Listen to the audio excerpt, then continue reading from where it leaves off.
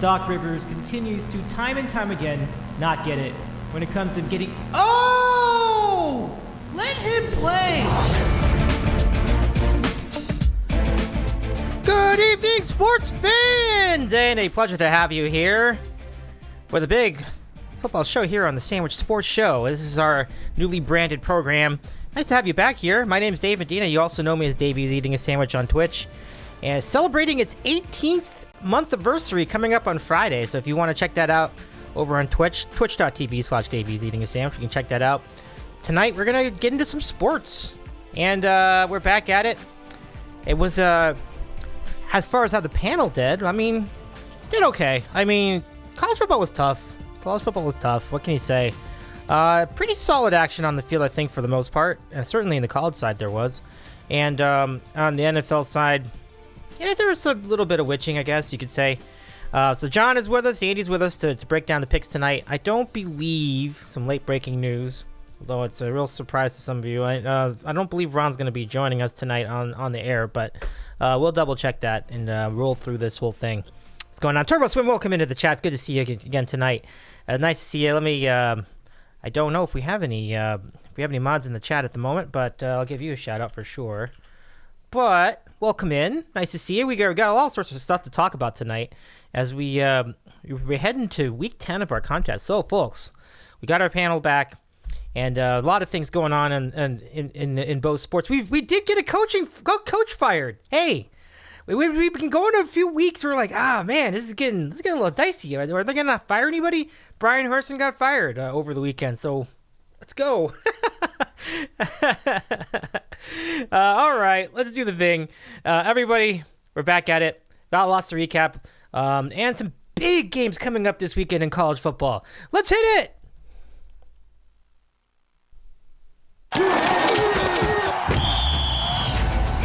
Football picks, week 10, yeah.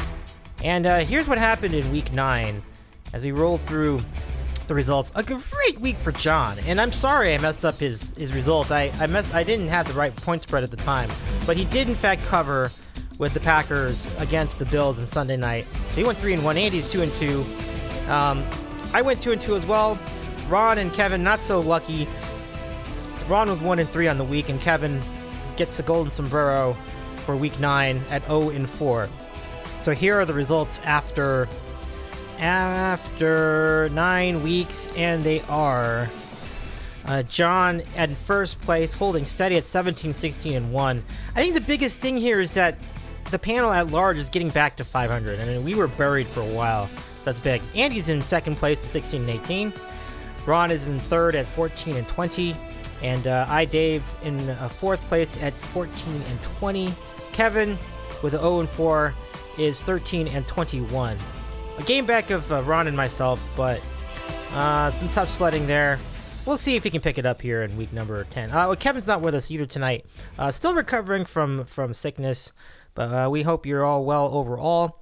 Let's go say hi to our friends again, and we'll start it off with our pals. There they are. John, welcome back to the show. It's good to see you again. How's it going tonight? Going on, Dave? Yeah, I'm happy with my record considering I think I started 3-10 or something to begin the year. So it's been a slow climb back over 500, but it's still a couple months left. So we got to finish the year with some more good picks. We got some good action going on tonight. We'll not tell you what I have bet, Dave, because we don't want any mushes going on here, but things are looking decent at the moment in the second half. I know. I got to learn my lesson from, the last 12 years of doing this. So let's go get Andy in Seattle. Andy, how's it going tonight? Doing well. Hope everyone's enjoying that positive board on Discord. But no, I'm just kidding. But positivity free. No more negativity. Shall not happen there. Bullshit. No, I'm just kidding. Yeah, checker on a checker with John with our action, World Series, NBA, no NHL tonight, but we got Maction is a great time. I mean, we could talk about Maction down the road, but yeah, great Great time of year, November 2nd, getting chilly. And there's a lot of sports equinox tomorrow with the NFL, all the pro sports. So looking forward to it. And I hope everyone is just doing so fantastic. So fantastic. Okay, I'm going to get to a couple things here. One, I was not worried about that whole scenario, one. But two, I'm glad you're fine. So that was the big thing. Yeah, good night for sports. Like, we have I mean, granted, the scores of the MAC games right now don't seem to reflect the goodness of the sports at the moment, but I do think that there could be some juice in the second half for whoever it is. Yeah, and then the World Series, you've got Houston trying to get back in it here. If they can win tonight, they will be. It's they're down 2-1 in the series so far, and there's no score in the third inning. But Pines is in the chat. What's up, SFX Pines? Nice to see you tonight. Yeah, any complaints about negative, they didn't come from me. That's all I'm going to say. So let's get back to it, John. We certainly have a lot to talk about tonight. I mean, I got to give it to Tennessee. I think they've been really proving the litmus test a lot. You know, there's a chance that they could have had a letdown against Kentucky, and they came through. They were good. But in addition to that, let's get your thoughts on last week's college action as we head into week number 10. Yeah, I was very impressed with Tennessee. Stupidly, I bet Kentucky, thinking that, Stoops has a good defense. They could slow down Hooker in the offense a little bit.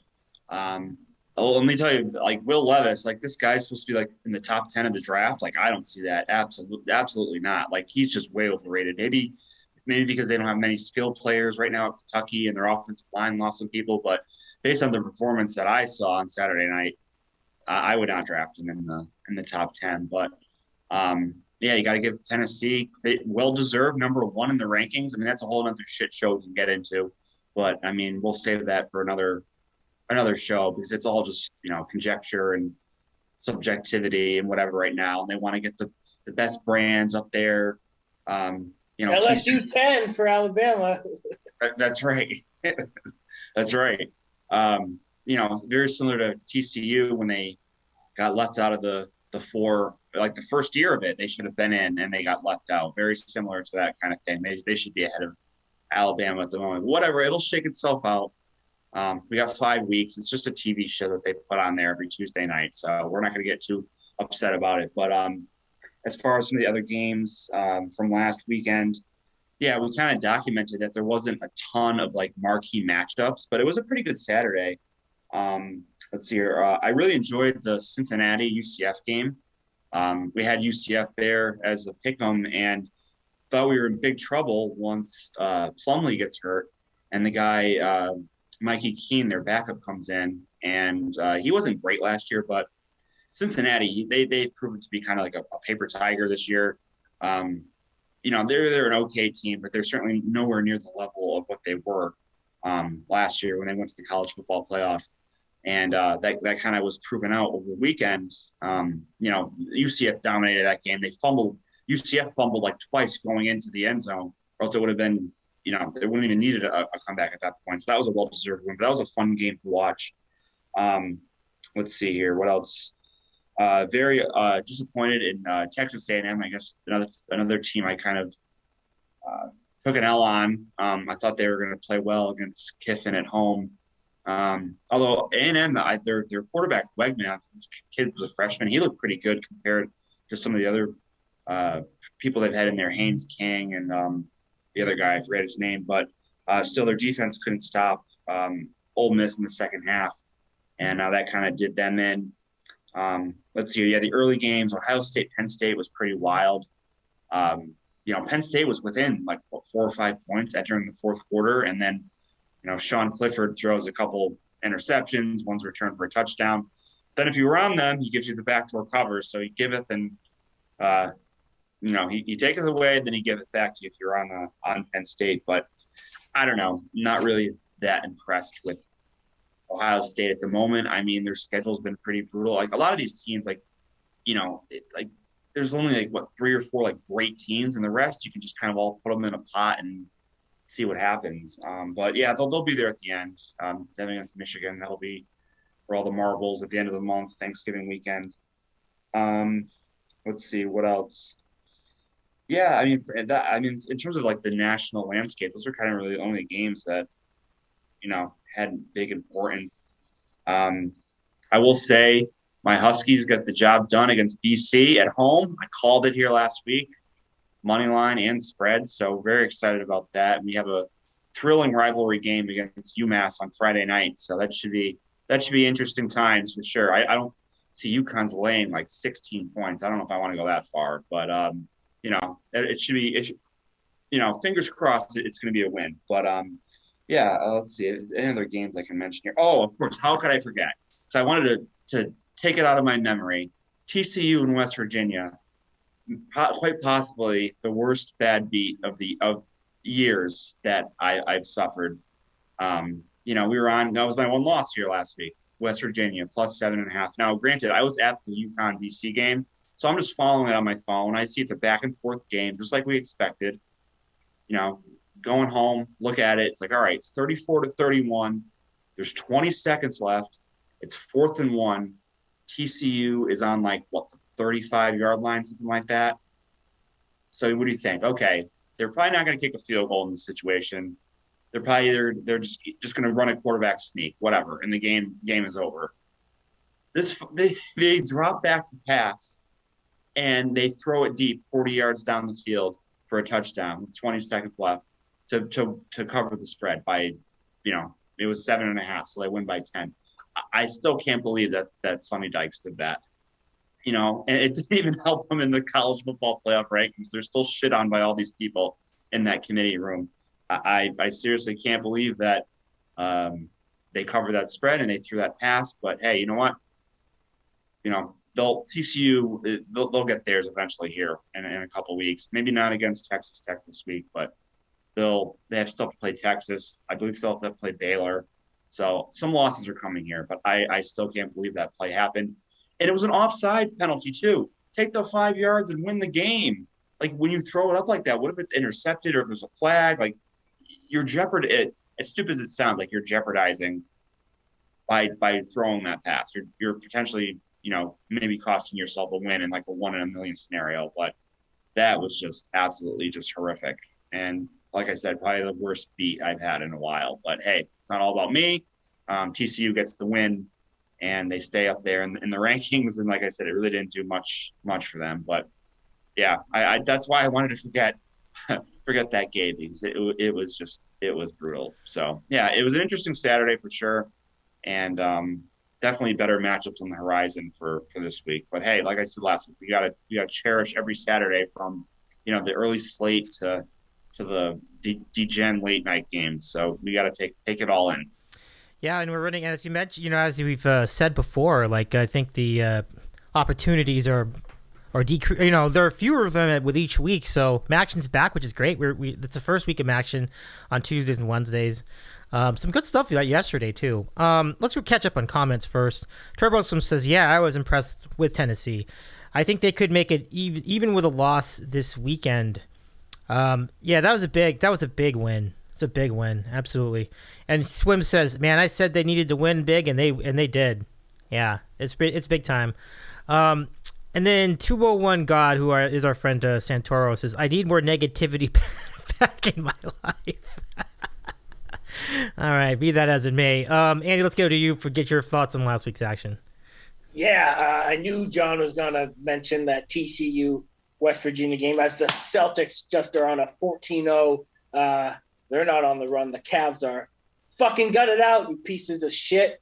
I'm turning into fan base of the Celtics over here. But, yeah, I wish I was watching the UConn BC game rather than watching that TCU West Virginia game because that was absolute horseshit. Like, I still don't know how it happened. Well, I know how it happened because we saw how it happened. But there's instances where the officials will not even let the free play happen, and they'll just call it encroachment. And if they did that, then the game's over. But since it was a free play, I don't know why Max Duggan did what he did, but he did what he did. It was just so freaking horrendous if you had TCU plus 7.5. And, yeah, John said it perfectly. 30 seconds left or 25 seconds left. 4th and 1. West Virginia had no timeouts. It was like, I guess in those instances, like when you're in the too good zone, sometimes that can melt into the weirdness zone, and it got weird. And obviously on Monday night, what I like to do after the Monday night football game, I get my Chick-fil-A, I hit record on my DVR, and then I watch the bad beats with my Chick-fil-A. And lo and behold, the number one bad beat was that game. The second bad beat was the Washington State first half +4. I don't even remember. I know what they played. They played Utah. And if you had Washington State +4, Utah was punting the ball with 3 minutes left in the first half in a tie game. So we're like, oh, we're getting the ball back. We're getting 4 points. It's a tie game. Like, this is great. Well, it isn't when you muff the punt. And then they had a whole bunch of weird shit happen after that. There was a targeting play that was reviewed like after a timeout, like basically a split second before they were snapping the field goal. Whittingham went for it on 4th and 3 from the 25-yard line. Just a million things had to happen for Washington State not to cover 4, and a million things happened. And just eating my Chick-fil-A, watching the number 1 and number 2 worst beats of the week, and yours truly had the bad beat. But that happens. It's cool. I'm here just to rant about some of the other stuff, because that's what this podcast is all about. And we talked about Tennessee. I think all of us took Kentucky thinking Georgia was gonna look ahead. That did not happen. And Kirk Herbstreit and Chris Fowler are just like stuck calling a shit game, and we're just like. But I'd rather have that happen than what happened with West Virginia. You take Tennessee getting the 10.5 or 11, and then like 2 minutes into the game, you're like, this isn't happening. You don't really have to pay too much attention to it. It's the bad beats that kind of sting. And I know John was paying attention to this. Middle Tennessee State and UTEP. I watched way too much of that game, and UTEP was in a nail biter the whole game, and they had a touchdown nullified because of the most egregious offensive pass interference call known to man. So that was a crappy game. How about not Appy State, that's tomorrow. How about Coastal Carolina Marshall? You want to spend your time watching that game? This guy did. And Marshall was the right team. I know John thinks Marshall was the right team. And we like Coastal. We like Grayson McCall. They got no defense. So Marshall they were basically the victim of their own malaise, to be fair. They had like 5 trips in the red zone in the second half, and they scored 3 points in those 5 trips. So tomorrow, App State, Coastal Carolina, you betcha I'm taking App State, given 3. We're just talking about some of these random games. I was right on board with Cincy and UCF with John. Oh, how about Wake versus Louisville? Talk about trap of all traps, and I fell in it. Wake Forest -3 over Louisville. And I kid you not, because, you can look it up. Wake Forest turned the ball over 8 times in the second half. That's hard to do. Some teams don't even get 8 possessions in the entire game, like if it was an Army-Navy game. Wake Forest turned it over 8 times alone in one half. That is crazy. That's just crazy. Let's have another shout-out to John picking Charlotte outright winner over Rice. We're gonna stick with Charlotte next week too against Western Kentucky, another double-digit underdog. So good job by him. Bad job by me. One week too late on the Syracuse bandwagon. Notre Dame kind of kicked their ass up in the Carrier Dome. The bloom is off the rose for Syracuse, it seems. Oh, how about some disgraces over here? Baylor, Texas Tech.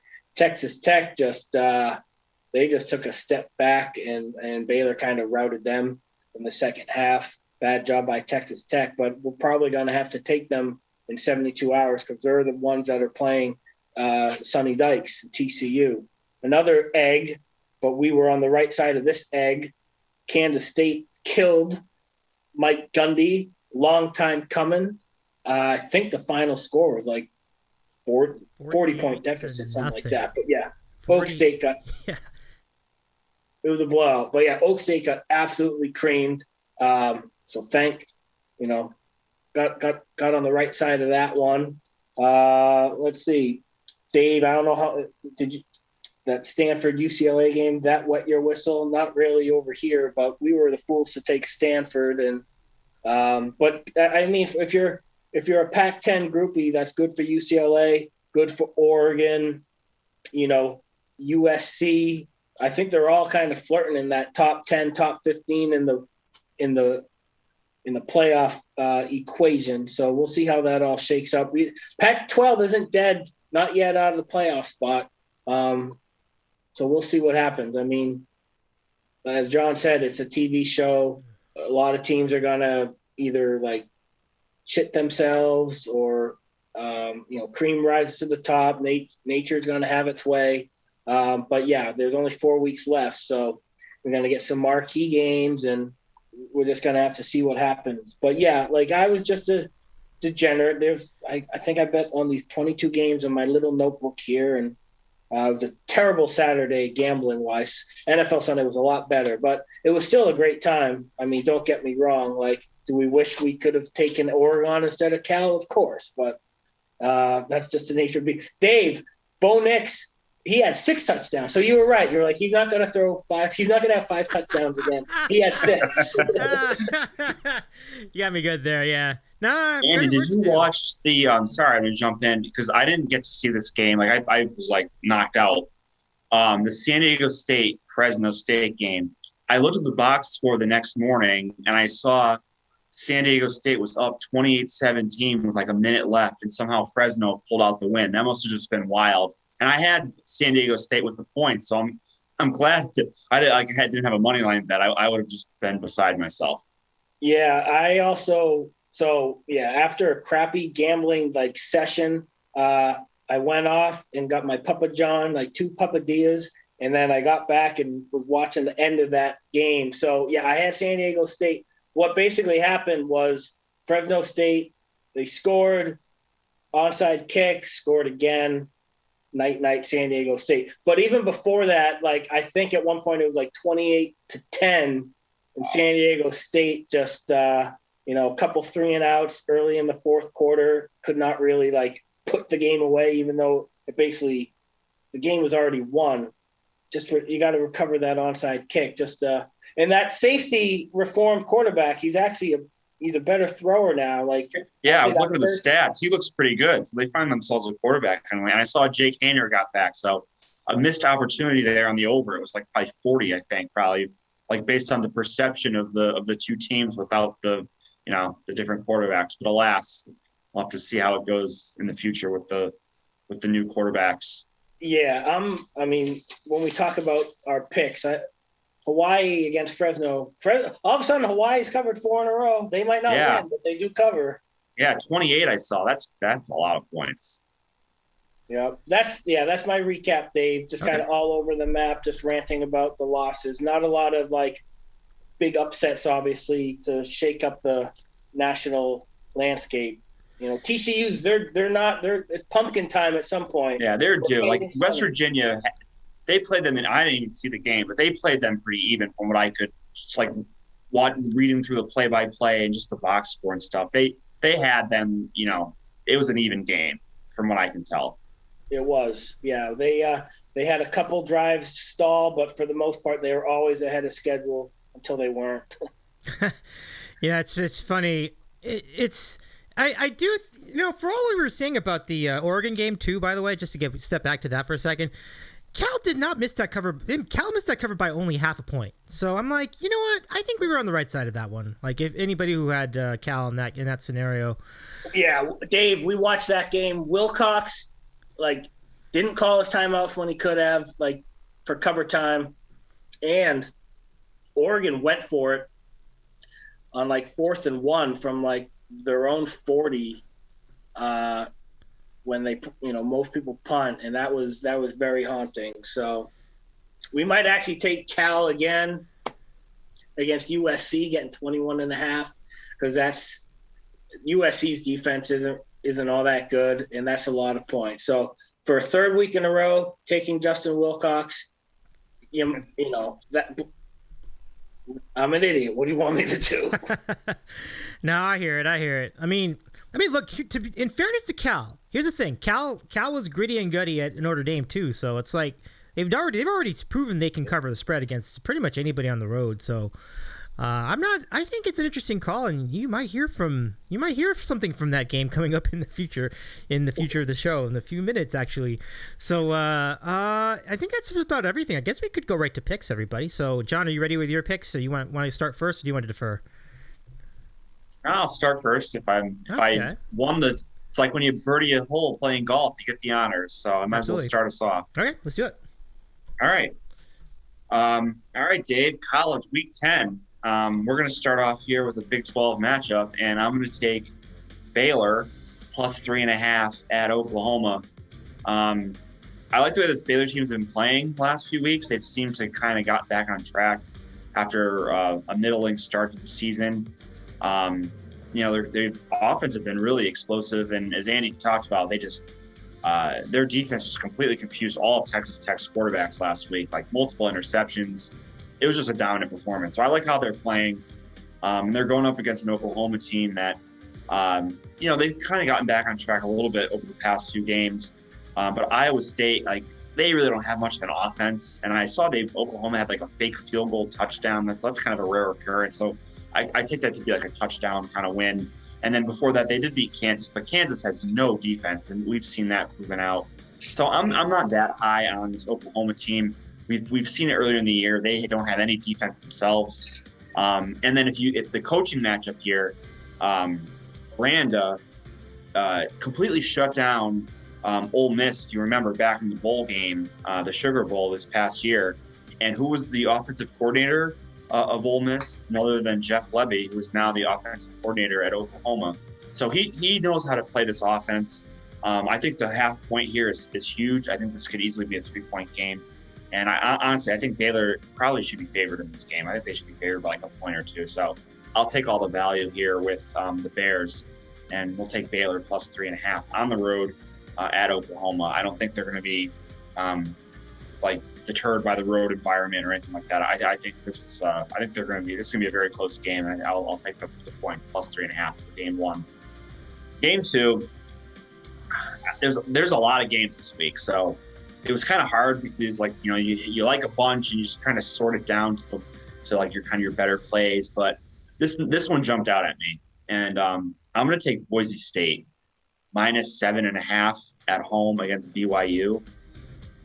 This is a tale of two teams going completely opposite directions. If you remember, a month ago, probably a month ago, Boise State had an embarrassing loss to UTEP. So they fired their offensive coordinator. Their quarterback, Bachmeier, hit the transfer portal, quit the team. So you're thinking, oh my God, this team is just completely cooked. Well, enter in Dirk Cutter, former Tampa Bay Bucks coach, former Atlanta Falcons coach, former Boise State coach, actually, back in the day. He kind of got it all rolling. But he comes back in as offensive coordinator, consultant, whatever you call it. This guy, Talon Green, takes over a quarterback. They completely changed the offense, and it's just rolling and just destroying teams over the last month or so. And in the meantime, their defense was even good. Their defense was great to begin with, so that didn't change. So they finally got a competent, kind of explosive offense to go with it, and they're taking on a BYU team that has completely gone in the tank over the last month or so. Every road game, their defense is just non-existent. They lost by 4 touchdowns at Liberty. It was the perfect spot for them against ECU last Friday night, and they still couldn't get that win. ECU should have won by even more of a margin. They couldn't score in the red zone, but they still did. They did lose the game. Notre Dame's kind of remedial offense just completely gashed them when they played that game in Vegas. They're just not a good team at the moment, and they're going to Boise to face this new and improved offense that should just shred them. And I think the Boise defense will do enough to cover this number. So I do worry a little bit that this is kind of a non-conference game, right in the middle of conference play. And Boise is definitely in the hunt now for the Mountain West Championship, but I just can't take this BYU team, and I think Boise will want to keep this momentum going. And plus, this is kind of almost like a rivalry game. Like, these two teams play. I'm so shocked this game isn't tomorrow night. Like, it's always on a Thursday or Friday night, Boise State and BYU. So, kind of an odd pick, but just two teams going in opposite directions. And I figured, like, anything under 10, I'll go with Boise here. So, we'll take them -7.5. Baylor +3.5 are the picks for week number 10 in college football. All right, John, thank you very much. Good luck to both of those picks. Pretty interesting stuff here as we break it all down here on week 10. You know, you do get those assorted non-conference matchups for some teams late in the season. So that's an interesting wrinkle there. There's no question. So now we'll go to two other picks, and then actually three other picks. So Andy, you'll have lots of inventory to work with once we get to you. Okay, so we're going to start with Ron in New Jersey's picks. Sends him by the text. Ron did want to make it in tonight. He was almost there, but we'll see if we hear from him next week. He says he wants to be there next week, so I believe him. All right, week 10 for Ron in New Jersey. Let's do it. Okay, we're going to start with this. First, we're going to get into an extremely interesting pick. I mean, oh, by the way, before we get into any of this, Rahama, thank you so much for the 16-month resub. My goodness, we've been on the air for 18 months, and you've been a sub for 16 of them. That's fantastic. Thank you so much for being a good friend and for the resub. I appreciate you so much. And then King Dambreaker, good to see you again. Follow King Dambreaker if you can. Variety streamer and a pretty cool friend of the entire scene here on Twitch. Anyway, back to the picks. Ron, with a very interesting call. I mean, I'm actually kind of shocked, to be honest. But I shouldn't be, because Tennessee is pretty freaking good. He's gonna go with Tennessee, getting 8.5 at Georgia. For those of you who've been following the podcast all the way back to around 2014 when we started doing football picks, this pick is extraordinary. Ron has been the first to try to be skeptical of Tennessee. This is when you know they've truly turned a corner. We'll see how they do against Georgia. But this is an incredible moment for us on the show. I don't know, maybe I'm overstating that, but it's really cool. It's really cool to see Tennessee arrive to the level that Ron has given his respect, as well he should. I mean, they've been playing much better. Quarterback Hooker is fantastic. They went well against Kentucky. Now you just worry about me here trying to mush the whole thing. We'll see what happens. But Ron does indeed take Tennessee getting 8.5 for game number 1. Game number 2. He stays in the SEC. He's gonna take LSU getting 12.5 at home against Alabama in prime time on ESPN. And this is an interesting game because, you know, this is just how much has changed in the SEC. Now Tennessee Georgia is the game of the week, and LSU Bama is almost like a forgotten stepchild. But this is kind of crazy to think about that. But it's still going to be a great game, and Ron will be on the underdogs at home. So LSU plus 12.5 to go along with Tennessee plus 8.5 in week 10. Awesome stuff. All right, so he actually should get 10. The line I see. What did he say? I saw Bama minus 13. I think it's 12.5 is what I'm not sure if I said 10, but I meant to say 12.5. I thought you said 8.5. Maybe I'm not listening. 8.5 was for Tennessee. 8.5 was for Tennessee. Yeah. You good. It's all good, Andy. It's all good. Okay, let's get to now we get to Kevin's picks. Kevin trying to bounce back here after after an 0-4 week. I'm nowhere to go but up. Let's do it, Kevin. Let's see what you got tonight. And so pick number 1 for Kevin on the Cape. Here we go. We're going to start with a Big Ten matchup. He's going to go Purdue giving 4.5 versus Iowa. Now, Iowa had a dominant victory against Northwestern. Quite truly the only team they could have done that to. So Iowa's been struggling to score anything. So there some people might be a little too high on them. So Kevin believes that Purdue will take care of business at home against said Hawkeyes. We shall see. Game number 2. Kevin is going to take Clemson giving 3.5 at Notre Dame. Notre Dame has really had a rough year. Clemson looked pretty shaky to start, but they've had some nice wins in the last few weeks. The offense is still a little sus, but we'll see what happens with this matchup. So again, for Kevin, Purdue giving 4.5 and Clemson giving 3.5 for Week 10 of college football. And that brings us to my picks. All right, so here we go. So we're gonna give you these two choices. So now I need to just adjust something slightly, and now we're ready to go. Okay, here we go. So here are my picks for week 10. Get ready for this. Okay. All right. First, we're gonna go head to head with Ron. I'm actually going to be on the home team side of the matchup. I'm going Georgia giving 8.5 versus Tennessee. Now, this is equally an interesting move because I've been big on Tennessee to start the year. Like from the preseason, I thought they were going to be pretty good.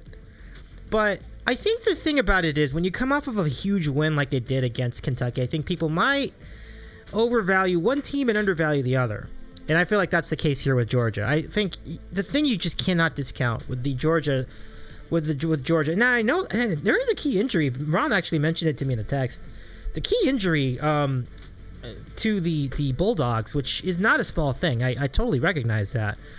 But in general, their defense is really good, and I feel like it's such an interesting spot because Georgia's obviously not an underdog in the game. They're home, but I think normally they'd be favored by 14, and here they're only favored by 8.5. So I feel like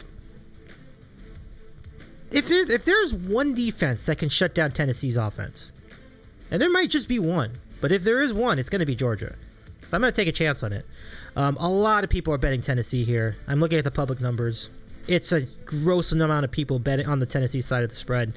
So I'm going to get my black hat with relish, put it on, and I'm going to root for Georgia here. We'll see. But it's kind of interesting in this scenario. I don't really like Georgia. So if they don't cover, I'm actually going to be pretty happy. So it's a win-win for me. I'm pretty good with it. Game number 2, I teased it in the recap segment. We're going to go with Cal. Yeah, we're going to roll with Cal getting 21. 3 whole touchdowns at USC. Because what have USC done to prove that they can either score consistently or defend consistently? Absolutely nothing. They've been teetering with these covers every single week, and then in some games they just flat out lost, like the one against Utah. That doesn't give me much of an argument to take them to lay all those points. Cal's been tough all year. As I said, even though they didn't cover against Oregon, and even though Bo Nix threw for 6 touchdowns, good God, I want to see who they're playing this week. I'll take the other team, but oh, really? Oh, that's not. Maybe I won't. They're getting 32. It's way inflated. I'm almost considering taking Colorado with that spread. It's crazy. That is crazy. That is crazy. I'm gonna think about it. I definitely would take them before I would take Oregon. Absolutely, especially if they're in Boulder. I would absolutely play the. You're right. I think you guys are right. But anyway, getting back to it.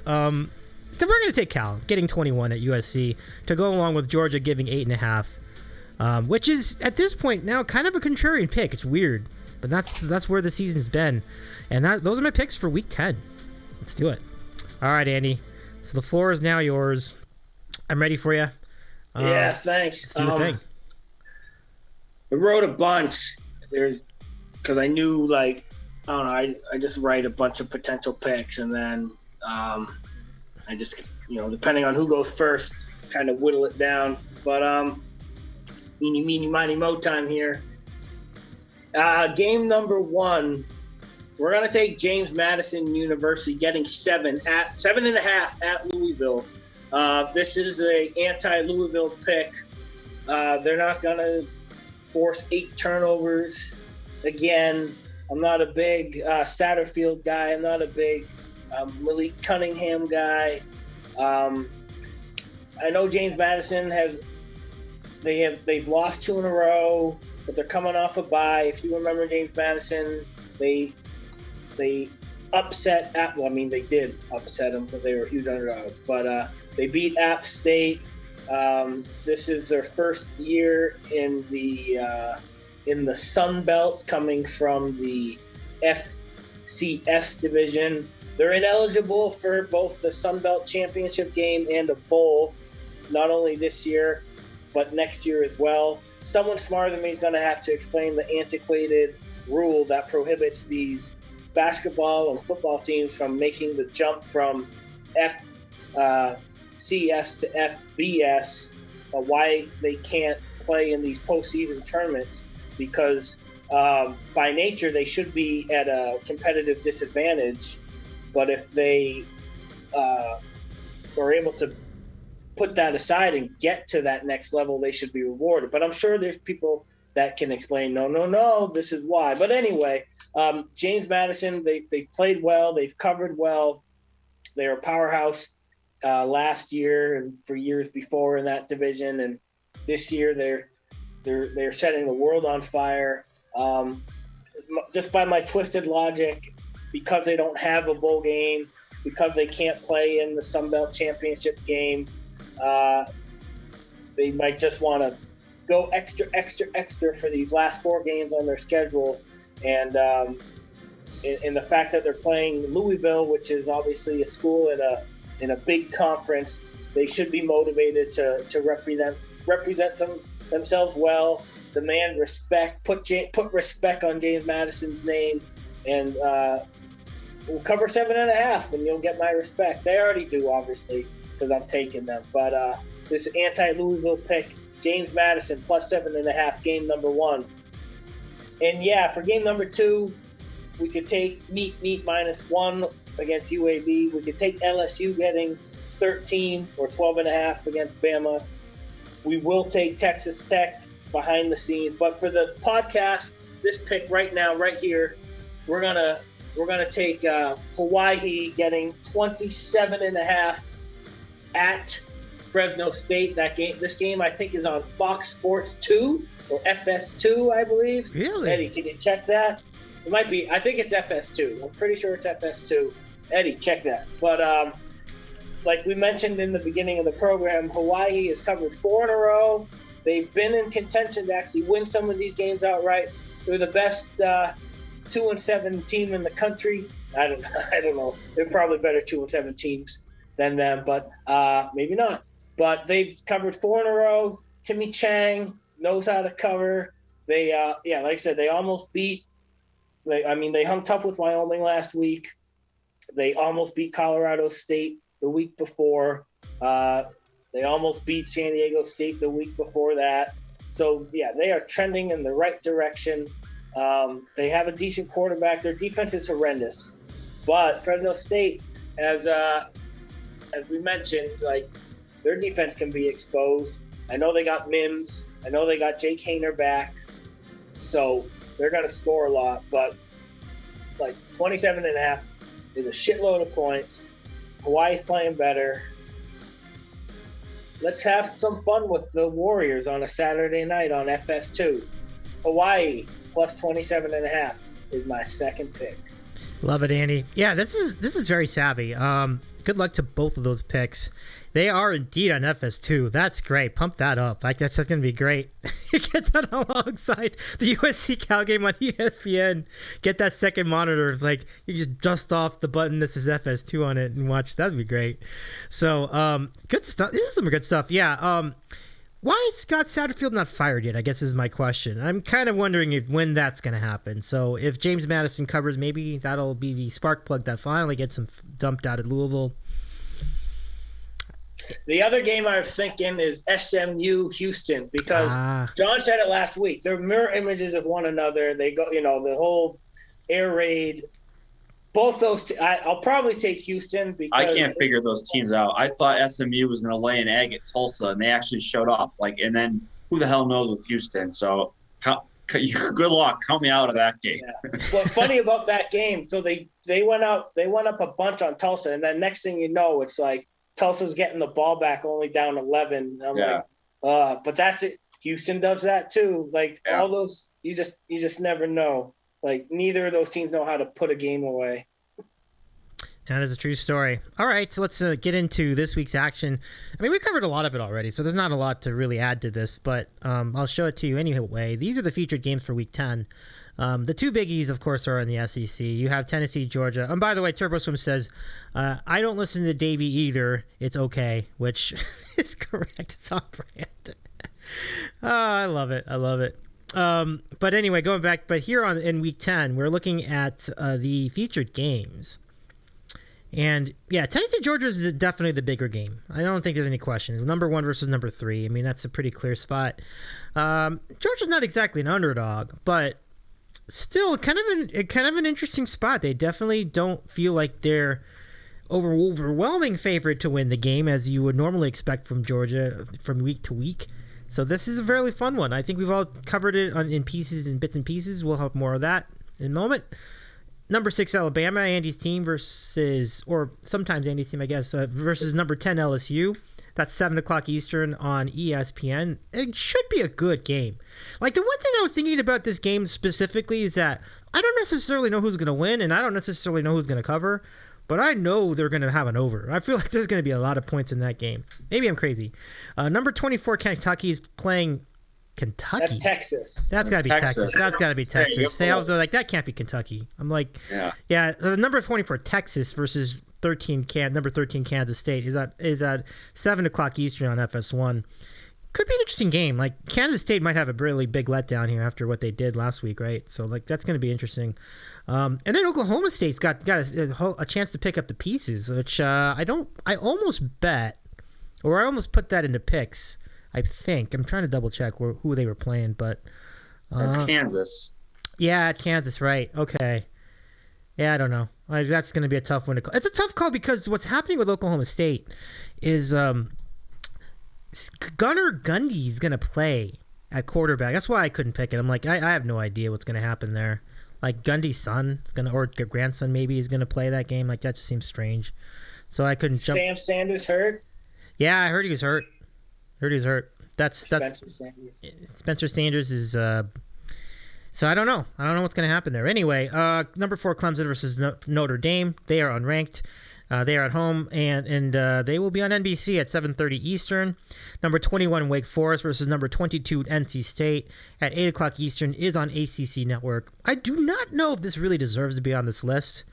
I mean, Wake Forest is fun, obviously. NC State is not fun, like the opposite of fun. So that's a very dynamic matchup just from the contrasting styles. So John, would you like to tackle this first? What are you seeing here from Week 10 in college football? Sure, as this action is starting to get wild here, if you're watching Central Michigan and Northern Illinois, scoop and score fumble return for NIU. Nice. Still feeling okay with our Central Michigan +6, but we got to keep an eye on it here. Yep. Yeah, so good slate of games. The stinkiest line of the week, to me anyway. So you have Texas giving 2.5 on the road, a team that's lost on the road at Oklahoma State. They lost on the road at Texas Tech, and they're laying 2.5 points against a team that's higher ranked than them and just won a game 48-0. Like, what is that telling you? Like, I really, really, really want to take Kansas State, but like, it just, that spread makes no sense to me. But it's funny how the mind works. Like, if it's the other way around, if it's Kansas State -2.5, like, yeah, count me in, I'm all in. But just the fact that Texas is favored, like, that just doesn't make any sense to me.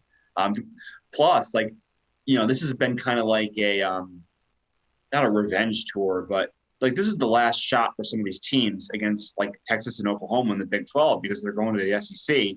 And they've been giving them all their, it's just been an electric environment, as I mentioned, like in Stillwater, and then in Lubbock with Texas Tech. It's going to be the same thing here in Manhattan and Kansas. So I don't have to think about this one, but that line just stinks to high heaven to me. But that's going to be a good matchup. I mean, Kansas State is playing great. You got to figure. I mean, Will Howard played most of that game last week. I'm pretty sure, and they just dominated Oklahoma State. Obviously, Texas is, I think, is a little bit better, just in terms of pure talent, but they haven't shown it in some of these road games. So that's a very interesting matchup. Yeah, Dave, I don't know if I'd put Wake Forest to NC State in there. I mean, that was a pretty, a wild quarter by like every pass Sam Hartman threw was like a pick 6 in the third quarter. I mean, that was just brutal. But you figure they could bounce back here in this game. NC State needed like a second half rally to beat Virginia Tech last Thursday night. They have no offense now without Devin Leary. It's just, it's really sad. And they did just enough to beat Va Tech, but Wake should probably win this game. and get a bounce back spot. At the same time, not on your list, Miami and Florida State playing on ABC. Like, it's one of those, like, if a tree falls in the forest, do you hear it scenario, because like no one's going to be watching that game. And that rivalry certainly fallen in recent years. Another the line that kind of smells is that Clemson line. I mean, it's very similar to when they went to Florida State and they were like -3, and like you have all the sharps hammering Florida State, and like they just handled Florida State easily. I could see the same kind of thing happening here, but at the same time, like I think Notre Dame is probably a little better if we're comparing things to Florida State, but and they've started to play better recently. I don't know. That's just a tough game. I don't think Clemson is ranked I don't think it's about the 4th best team in the country for sure, but that doesn't mean they can't beat Notre Dame by like 6 points. That's tough. I think, we saw them almost escape against Syracuse. Notre Dame, they just had a big win over Syracuse, the same team. They're common opponents the last 2 games, but I don't know. Home crowd at night in South Bend. That's a tough call. Gun to my head, I take the Irish with the points. If it's like 3.5 or 4, but I don't feel great about it. This probably won't be like one of my top like bets I'll make of the week. And then the 2 SEC games are really what they're like going to shake up the weekend. I don't know how LSU's 10. Like they committed backed themselves into whatever corner to put them at 10. But they are getting better to where they were at the start of the year, and we've seen Alabama struggle on the road before. Jaden Daniels has been playing great over the last 2 games. Against Ole Miss, and then Florida had some terrific performances. Bryce Young is going to bring it. I think I'm on board, Dave, with your overcall. Who would have thought that from a Bama LSU game? Remember when it was like the game of the century and it ended like 9-6? Oh yeah. I think it was that was like 2011. I think that's when they rematched. But yeah, and now here we are, like 11 years later, and it's going to be like in the 30s for both teams, which is wild. But yeah, it feels like a few too many points. I don't know. That would be my lean. Just take the home dog. Death Valley on a Saturday night, getting all those points. Brian Kelly. I think. I'm not going to say he can match wits with Nick Saban, but like I think he can do all right in this scenario, and as the home dog. Then obviously the big game with Georgia and Tennessee. Georgia just lost one of their best defenders for the year to injury, so we'll see how that plays into the mix. It feels like Georgia has just been kind of they turn it on when they want to, and then they just kind of go through the motions when they're kind of bored. I mean, you saw that in the game against Missouri. You saw that even in the Kent State game, they were only up by 10 points in the 4th quarter. But then when they want to play, like they just destroyed Oregon. Really impressive against Florida last week. I don't think they ended up covering, but it was still a game that's never in doubt at that point. But if they certainly have the home field advantage in this spot, and they should be able to do some things against the Tennessee defense. It'll come down to what can their defense do against Hendon Hooker and that electric offense. And the other action game is going to get interesting here as Western Michigan's about to punch one in. So some good action here. But yeah, we'll see what Tennessee can do against this Georgia defense. Certainly not as talented as they were last year, but they're still up there in the defensive rankings as one of the top teams. I think anything over 7, I kind of lean towards Tennessee. I would tend to agree with Ron's pick. This should be a good game. Like I don't think Tennessee's going to be completely shut down. I think they're going to score some. So I could see this being like 31-24. Georgia and then Tennessee would cover. I wouldn't be shocked if Tennessee pulled the upset, but I think Georgia will probably win this game just because they've been there before. I think they have the experience, and I think I trust Kirby Smart a little bit more than Heupel in this spot. So. Yeah, give me Georgia, but by like a touchdown. So I think Tennessee would probably get the cover. So those are the games on your list there, Dave. I guess I'll mention a couple other ones here that kind of pique the interest. In addition to the thrilling UMass-UConn game Friday, very interesting game, Oregon State at Washington. I will be into this one on Friday night. I was seeing on Twitter, like there's this they're calling it like an atmospheric river or something or another that's coming to the Seattle area. So Andy, does that mean like horrible rain and wind? Because if it does, I think I'll bet the under right now. Like it's at 55. I don't even know. My family was texting me about that. I looked it up and I was like, low 40s and rain. I mean, that's kind of par for the course early November. Okay, yeah, exactly. Typical Seattle weather. But yeah, that's that'll be a good game.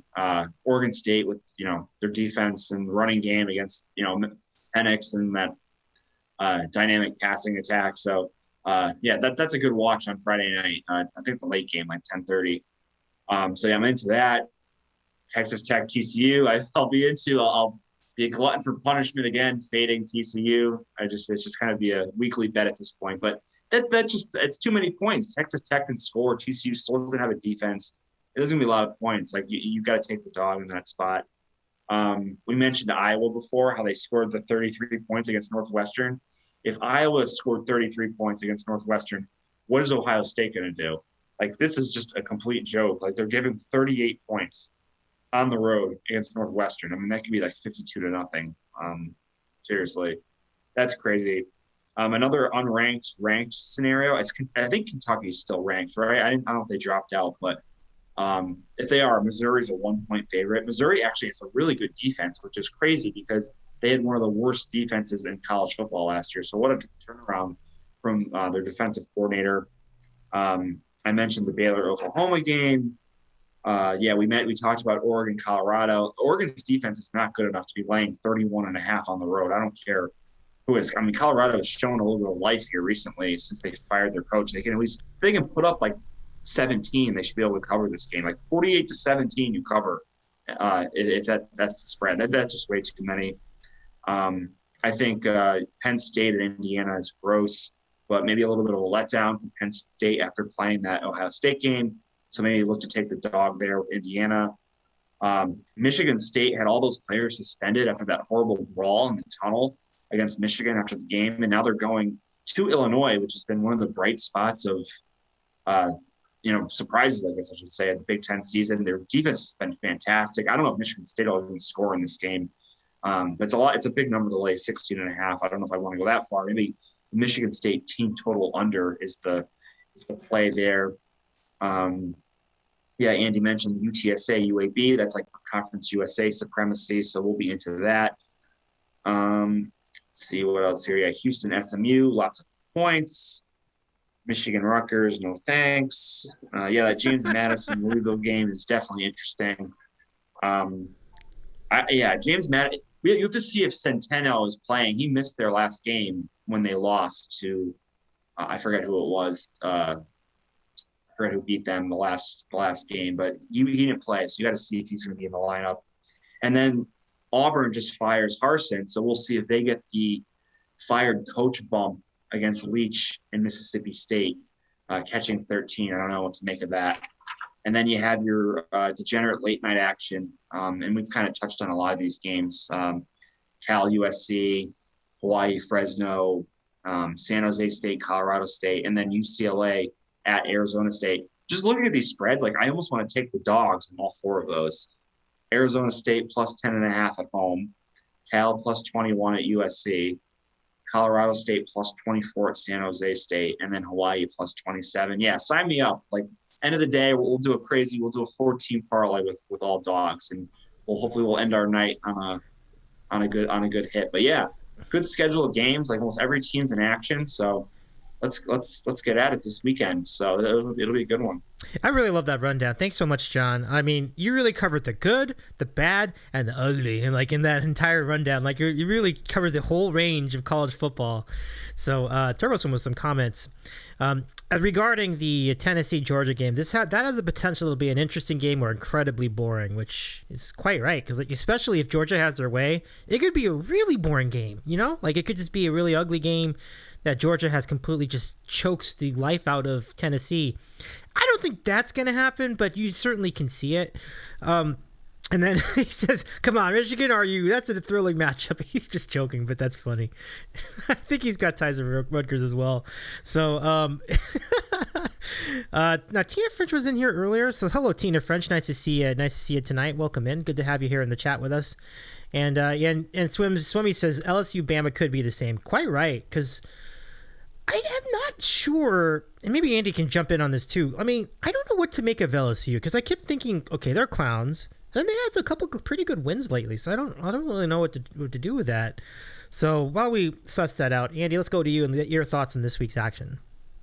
Yeah, I mean, you guys kind of nailed it pretty good already. I really have no feel on this Tennessee Georgia game because, yeah, you can take Tennessee. This Celtic game is really pissing me off right now, but I'm trying to focus and put my attention on the podcast here. But it's not a foul. But anyway, to the guy that posted on the Twitch, yeah, Georgia, like, they embarrassed Oregon, like, game one, right? That defense could be smothering.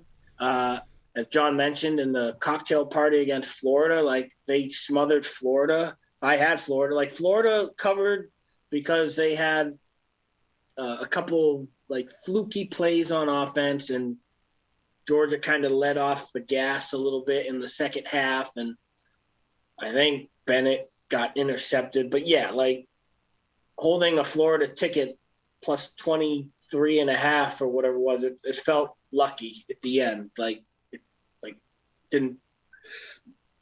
It felt like Georgia covered that game, but they didn't, obviously. So yeah, like, Tennessee, we've all made the joke, like, watch out for Tennessee, and this Tennessee team is different. Obviously, they beat Alabama for the first time in forever. They have a prolific offense. Hooker's obviously the real deal. But so is Georgia. Now, the one thing that gives you pause with Georgia and makes you lean Tennessee is, as good as Bennett was in that title game last year, like, he's still Stenson Bennett the fourth or whatever his name is. And I don't know, he might not really have to make that many plays per se, but he might make some stupid plays too. So if Tennessee can kind of force something stupid, like a muff punt, turnover deep in, Georgia's own territory, they can kind of come out guns blazing on the road, then that's good for Gary Danielson and Brad Nessler. But if it starts off early ugly or ugly early, like that game against Oregon when Oregon was down like 14-0 right away, then it could also, turn to poo quickly for Tennessee. But gun to the head, I'll probably put money on the underdog. Now, gun to my head, I'll probably take LSU too. This Alabama team, oh, so what? Like, they beat Mike Leach by 30. He always beats Mike Leach by 30. I don't know. I don't know about this Alabama team. They got two tough games coming up, LSU and then Ole Miss. Now, Dave, you mentioned LSU.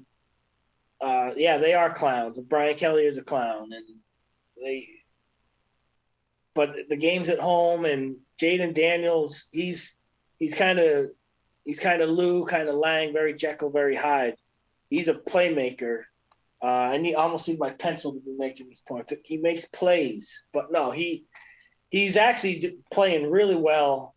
If you watched him at Arizona State for the past couple of years, like, he's really good, but sometimes he's just a one-man band, and he kind of reminds me of the Washington State quarterback right now too, Cam Ward, where he almost needs, like, he's not on the same level as his teammates, because he's just like, he's going a million miles an hour, but his teammates are only going like 500,000 miles an hour, and they just don't know what to do. They just kind of stand around and let him move around, and he's going to pass it. Is he going to run it? Who knows? Tie in! But anyway, Celtics. But so yeah, Dave, like, I as much as I hate Brian Kelly, like, that LSU crowd on a Saturday night is legit.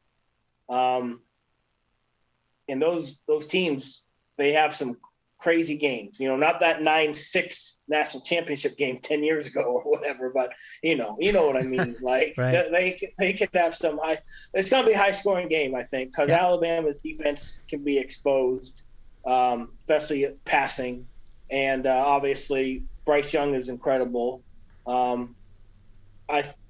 Dave, right now I'm taking LSU. I'm taking LSU. Yeah, I would take LSU. And you guys talked about Clemson, Wake Forest. I cannot get into that game. I cannot get into that game. I cannot get into. I'll probably end up regretting it, but I will take Wake Forest, opposite of recency bias or whatever, because I've learned that's not always a.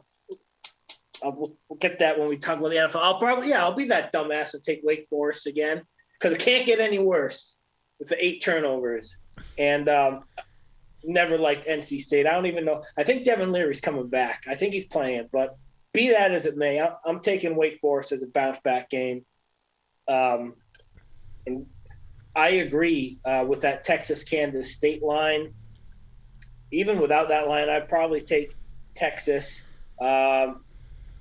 Kansas State, what else can you do? You just beat Oklahoma State by that many. Bound to kind of – you can't repeat that performance 2 weeks in a row.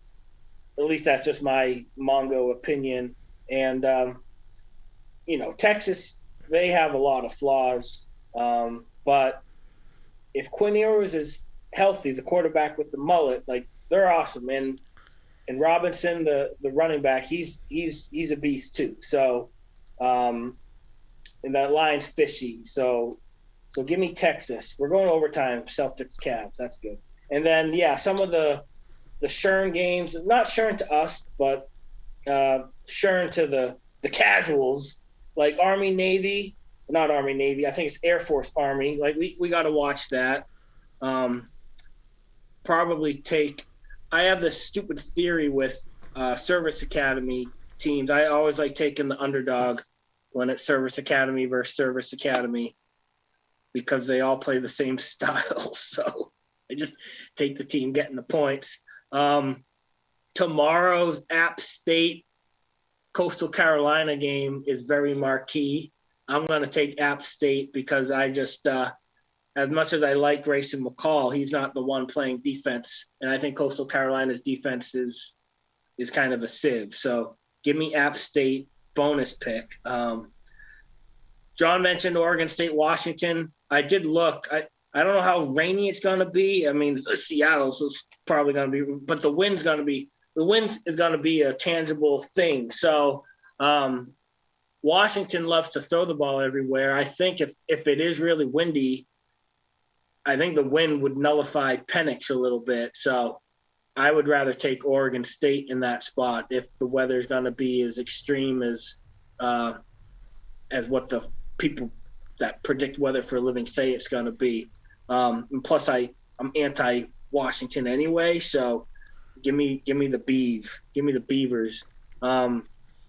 Looking at some of these other Florida, Texas A&M, no.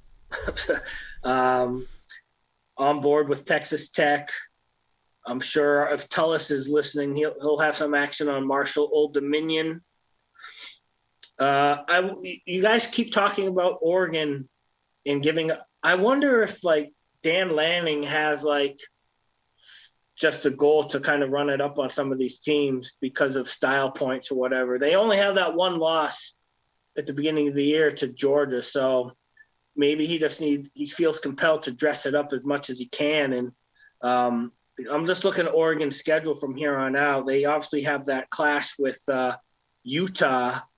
So after Colorado, they play Washington at home, and then Utah November 19th and at Oregon State. So they don't really have a lot of sexy games to kind of boost the rankings or whatever. So maybe they do have to kind of score as many points as possible against, these inferior programs. But I don't know. We'll just have to wait and see about that. But yeah, Bo Nix is playing well. Got to give him credit. And then that's basically it. Houston SMU is a mirror image game. And yeah, we'll be into those late night games. I'm taking all those underdogs, sink or swim. Gonna do it. Yeah, I can't disagree with any of that. Like, I think that late night seems to be leaning that direction. We'll see if it plays out. We have an update from Bowling Green. It is 13-9. It is 4th down, and it's 4th and 2. I'm not sure how far ahead either of you are in this game, but Western Michigan with one more play here to extend the game. So we'll see. Which side were you on? We're getting 6 in this game. Okay. John? I also have the under 48, so we're sitting pretty with that. Okay. And I was on the over, but I also had Western Michigan getting 5, so this looks pretty good. Yeah, it looks like they're gonna have this unless something really, really crazy happens, which has happened. There's a whole segment devoted to this called Bad Beats, so it's not over till it's over, but it looks good for Bowling Green to finish the game here with just a couple of kneel downs. We'll see. Okay, so let's get on to the NFL and last week's action. I'm just gonna give it to you, John. I don't have a lot to say. I'm just gonna give it to you, John. What do you have to say about last week's action? As Western Michigan gets stopped on their 4th down attempts, but you guys are good with the spread anyway. So, yeah, NFL Week 8. Where do we start? Well, it was one of those like mindfuck things with the spread last Thursday night because I wanted to take the Ravens, and then like over the day, since we did our show, like the next day, the line switched to Bucks -2.5, and I'm just like, oh, I guess all these sharp money is going on Tampa. They must be the right play, and I didn't bet it. Like a fool, I didn't bet the Ravens. And of course, the Ravens won the game pretty comfortably. Just a big mess in Tampa right now. I mean, it's not like people are making the comparisons between Brady and Rodgers. Like if you watch both of them play, like Aaron Rodgers he has no drop off in his physical abilities right now. Like Brady doesn't look physically right. Like he's throwing balls at receivers' feet. Like he's just completely lost at the moment. Can he get it back? Like I don't know, but to me, he's just not looking like this. He's going to play any longer after this year, and he's completely deteriorated before our eyes. Whereas we'll get to the Packers now. Aaron Rodgers, he played fine on Sunday night. He's been fine for the last 3 weeks or so. I mean, the rest of the team's got a lot of problems, but he's certainly not one of them. They had the running game going on Sunday night, so that was a plus. You got some young receivers in the mix. You saw some more dubs, which is good. That guy Samori Toure ran a really nice route in the end zone. He got us the backdoor cover, so thank you, sir, for that. That was exactly how we wanted it to play out. They got a few picks from Allen. The Bills were just kind of like half-assing that, as I expected. Like they just kind of got up, and then that was just the end of it. They just really didn't do much of anything. A lot of penalties too in that game. A bullshit pass interference call that took back a touchdown. But the Packers played okay. We'll see if they can maybe take a little bit of a moral victory from that and do anything going forward here. But we'll see what happens. As for games kind of earlier on Sunday, we're Seahawks are like a cash cow right now. Like what a win over the Giants, and we all call that here the Giants with their fraudulent 6-1 record or 6-2 record or whatever it was, and Seattle, they were a far better team. I mean, the Giants had a few muff punts that definitely hurt them, but Seattle was clearly the best team on that day, and they could win the West Division, although the Niners are looking pretty solid right now with McCaffrey added a new kind of dimension to their offense. Although I will say that the Rams are a complete disgrace. Like if there was ever a time where they would come off a bye, ready to go, and the scripted stuff was good. Like they were up at halftime, 14-10, and then they just get destroyed in the second half because McVay was owned again by Shanahan in the second half, and just pretty embarrassing for McVay at that point. And, the Niners, they get the win, and Niners and Seahawks are going to be battling for the division. Who would have thought it? The Colts and Commanders, like Heineke with a prayer I'm like just throwing it up to McLaurin. That's like their offense. But hey, you got it done at the end of the game, and they get the win. Malik Willis's first start as a Titan only threw for 50 yards, but it didn't matter whatsoever. You just hand the ball off to Derrick Henry, and he'll do the rest against that putrid Houston run defense as they win 17-10. The Cardinals-Vikings game annoyed me because the Cardinals would have covered if not for a stupid muff punt that led to the final Vikings touchdown. They might have even won the game. Shit like that annoys me so much. And even they even had a backdoor chance after that, but they couldn't, they couldn't get it down the field to win. And then the craziest game of the early wave was that Panthers-Falcons game. Who would have thought? That was like the twists and turns of, whether you had each side, because Atlanta was giving 4. So Carolina gets stopped in the 4 downs in their own territory. So Atlanta kicks the field goal to go up 6, and you're thinking, oh shit, if you have the Panthers. But then PJ Walker throws, I don't know how they're letting guys get behind you with a minute left in the game down 6. Like, just put your defensive backs on the goal line. It was just, I don't understand that defense. But the Hail Mary prayer is answered, and essentially, gets the cover. But even crazier after that, the dude takes off his helmet, and it leads to the extra point being 15 yards longer. And of course they miss it. It goes to overtime, and the Falcons win and take first place. But Carolina's got to be encouraged with what they've seen from PJ Walker. And since they fired Rule, like, anyone can win that division at this point. It's just complete shit. So who knows what's going to happen in the NFC South.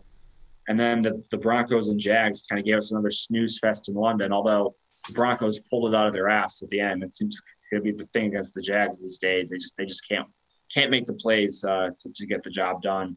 And yeah, that's kind of my brief recap. I know that I didn't mention a few games. We'll let Andy fill in the gaps if there's any other topics he wants to hit on some of the action from week number 8.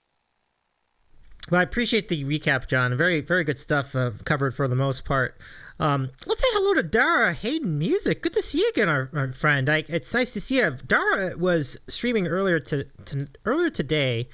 Now Dara, I believe, is on the other side of the pond, so it's much later over there. But good to see you. Welcome in. Hope you're doing well. Y'all give a follow to DaraHaydenMusic as well in the chat if you're watching on Twitch tonight. And even if you're not watching on Twitch tonight, go over to his channel and give him a follow there too. So we are sitting on 57 points in the Central Michigan NIU game, and I kind of want one more point. Can we get one more point out of this game? They went for 2, and then they got it, and they called it back because of the penalty. Oh, man. So I don't know if you saw that. Reminds me of Monday night. I had 46 points for our pool, my tiebreaker, and of course McPherson misses that extra point, and it ends right on 45, which is what the other guy had. But whatever. Stuff that no one really understands with us three. I hate that. It makes me so annoyed when that happens. But anyway, I digress. One other thing I'm going to say before we get to Andy. I think the kicker was just as pretty much the reason why the Panthers lost that game. Because even with the helmet penalty, I mean, you generally could kick a 47-yard field goal in a dome, right? So that kicker was trash, to be honest with you. Like, he messed it up in the overtime too. They could have won the game there as well. It was a much shorter field goal, and he missed that too. So just a tough spot. But as you said, John, I think a lot of reason to be encouraged with the Panthers these days. So over to Andy, and let's get your thoughts on last week's action.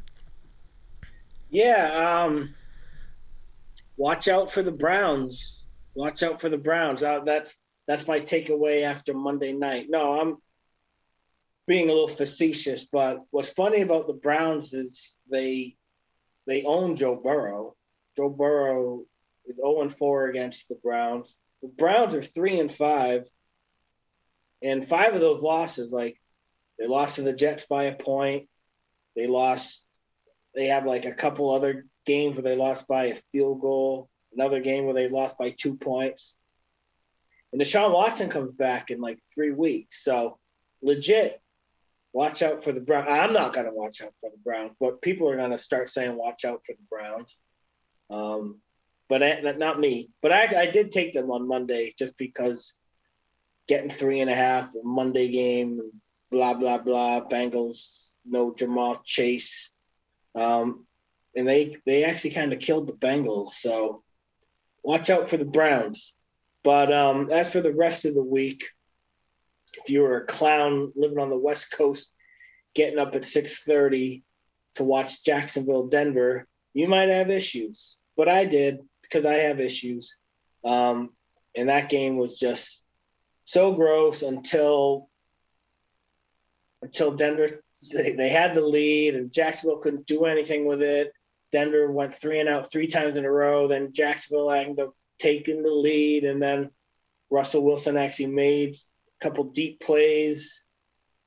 Just an absolute just dunce for dunce. Trevor Lawrence, he's okay. He hasn't taken that next step. He still doesn't throw the ball with any touch. Travis Etienne is a beast, though, for fantasy purposes, and you just can't quit watching these Bronco games because it's a marvelous train wreck. I can't stop watching them. Celtics lose by 1. Fucking fucks. Where were you? Did you have him with the spread? Fuck! Yeah. Giving okay. 2. Giving 2. But everything's cool. I can just text my friend Go DJ 2. See how it's like. I was just all right. Fuck. But okay, talk about the NFL. So yeah, the entertaining game that wasn't the Falcon Panther game was like I thought the Lions Dolphins was kind of entertaining because the Lions went up I think they were up 21-7 or 24-7 at one point, and then the Dolphins just kind of turned it on, and poor Dan Campbell. So kind of not bearing the lead here, if Aaron Rodgers and Green Bay can't take out a half season or 41% of a season's frustration on the Lions, then I don't know. But I might hammer the Packers, giving 3.5 against the hapless Lions in a couple days. Because, yeah, the Lions just can't figure it out. I know they had that 3-week stretch where they were scoring 40 points a game or whatever, but I don't think Dan Campbell's is cut out for a long tenure with the Lions. But yeah, good for the Dolphins to figure it out because yeah, they started the game pretty ugly. That Pats Jets game was just very frustrating for both Jet fans and Pat fans. If you're a Jet fan, you're like, what the heck is Kyle Wilson doing? Throwing these awful picks. You can get away with throwing those throws at BYU on a Thursday night, like tonight, if you're playing a team like Coastal Carolina or UNLV. But in the NFL, you're going to get intercepted when you throw like a jackass, and he threw like a jackass. Now, if you're a Patriot fan, you're like, we got all these turnovers and still had to fight tooth and nail to kind of win and cover. And they needed every one of Nick Folk's 5 field goals. That was annoying if you're a Patriot fan. They just continue to sputter and stall. And they just don't have any sustainability with these drives, and they don't make explosive plays. And Mac Jones holds the ball too long. And he should have – that game should have been 17-3. He threw a pick 6. And by the letter of the law, there was roughing the passer, but it didn't affect his throw. In a lot of other dimensions, that game is 17-3 with a minute left in the first half, and the Patriots don't come back from that. They don't. Not this year's Patriots. Not the way they move the ball. So they were lucky. They were lucky to cover. They were lucky to win. They were lucky Kyle Wilson threw 3 interceptions. And now they're 4-4, and we'll see what happens against Indianapolis. Indianapolis-Washington actually was an entertaining game. I know a lot of people watched it. I watched it. But yeah, instead of Carson Wentz and Matt Ryan, it was Taylor Heineke and Sam Ellinger. And Washington actually kind of pulled that game out of their ass. They were down 9 with like 6 minutes left and got the job done. So good for them. Good for Ron Rivera. And we'll see what happens for them moving forward. How about those Las Vegas Raiders? The egg of all eggs of week 8 belongs to them. And when I was talking about recency bias, the week before I was that fool to take – well, I wasn't the fool. I'm always the fool. But I took the Saints that Thursday night game against Arizona, and Andy Dalton just threw another pick six in that game. And, that game was just an absolute joke. And so I'm like, all right, well, I'm going to take the Raiders. And Andy Dalton did not throw any pick sixes against the Raiders. And Alvin Kamara had a great game. It's amazing what the Saints can do when Andy Dalton's not throwing pick sixes all over the ball field. So good job by the Saints, a terrible job by the Raiders. And Minnesota, Arizona, that game was so on script. Oh, you see the game where Arizona falls behind. They do nothing in the first quarter because Cliff Kingsbury's a fucking ignoramus. Yep. Well, that happened again. And what happened in the second half? They get back into the game, like should win outright, cover, and then they gag it. Kyler Murray and won it before they had like backdoor chance after backdoor chance after backdoor chance. And the second to last chance, he threw short of the first down marker, like only Kyler Murray could. And so, but Minnesota gave him another chance. So I'm going to take the Seahawks next week for 72 hours. I'm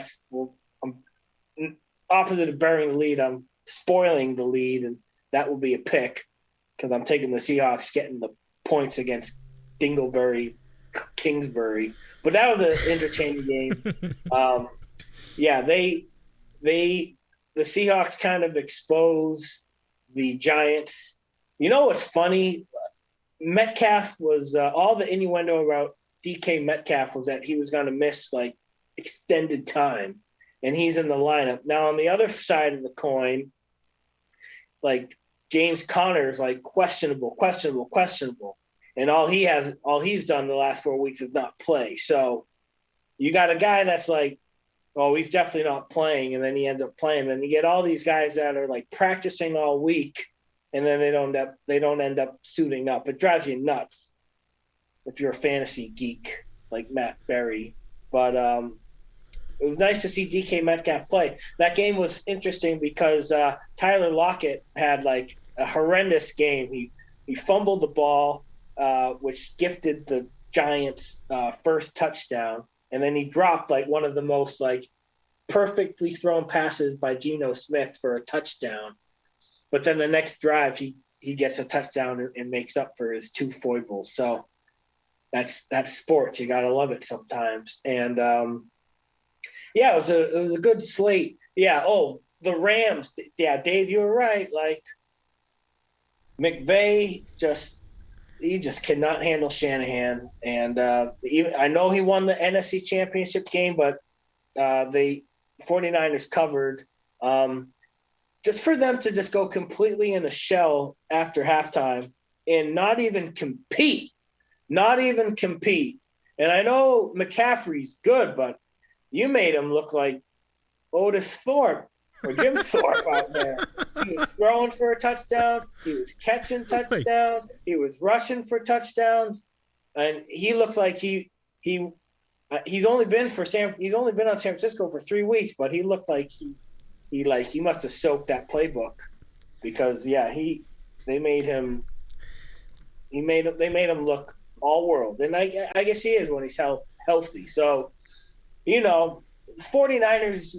They get they sometimes get underlooked or underappreciated because Garoppolo's kind of a ding-ding, and Shanahan still has that 28-3 OC of the Falcons black cloud hanging over his head. But what they did last year in the playoffs was pretty impressive. And they're never at 100%. Like, they're never at 100%, always banged up with injuries. So, but they're dangerous, especially now because of all these teams that were expected to be good.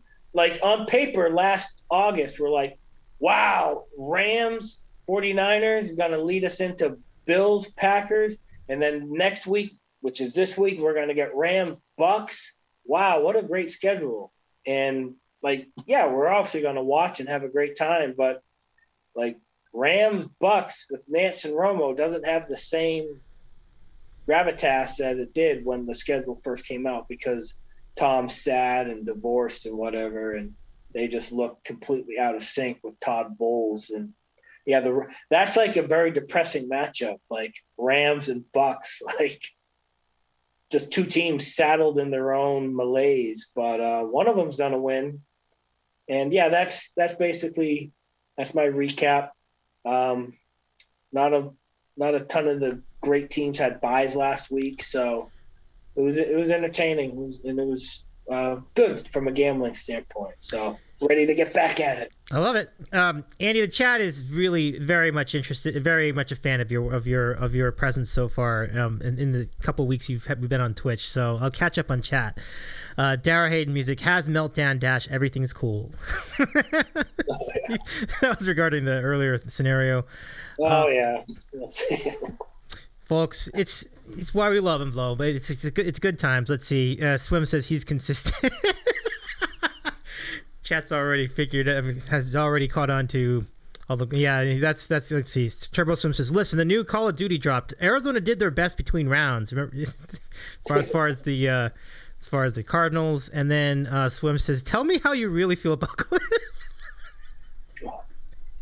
We could get real blue with him. But I'm so glad that we have some folks here in the chat tonight. So y'all, thank you very much for hanging out with us this evening. It's really cool. All right, so if you have any, by the way, anybody in the chat, if you have any picks of your own, if you'd like to share them with us, feel free to put them in the chat too. So good times. But it's a fun journey for all of us. We all go through these things. So let's not single Andy out on this, because like here I am sitting on over under 57, and they've been sitting on that for like 5 minutes, and all these chances. What a tease that was. We end up with. You're not going to get it, Dave. You're going to get a push. It's going to be a push. It's okay. Push is better than nothing. But and take Andy's reaction, and then me times 10 looking at my phone with the TCU West Virginia game on Saturday. Like, it was, I couldn't believe it. Right. Like, yeah. Yeah. So we all have it. We all have it. Yeah. And if you remember Ron, when back in the day, when Ron was going off on Rutgers, kicking a field goal down 23-0. I'll never forget that. So let's see. So we can play this one of two ways. We can either go right to the picks, or do we want to do the featured games for the NFL this week? It's up to you guys. Your show, Dave. Yeah, whatever you want to do. I get that response a lot. All right, so let's just quickly look at this, because we do have some sad sack matchups to run down in football this week. Andy, you're dead right about the Rams and Bucks. Like, it's kind of it's sad. It's sad to see these teams. They're just like, that's a sad list, Dave. I know. I think two of those games are over 10-point spreads. I couldn't figure out what to do. It was just like, what was I gonna do? Put one game on this thing? You should put Seattle Cards on there. Okay, yeah. Probably could do that. Yeah, we got that there. Let me see.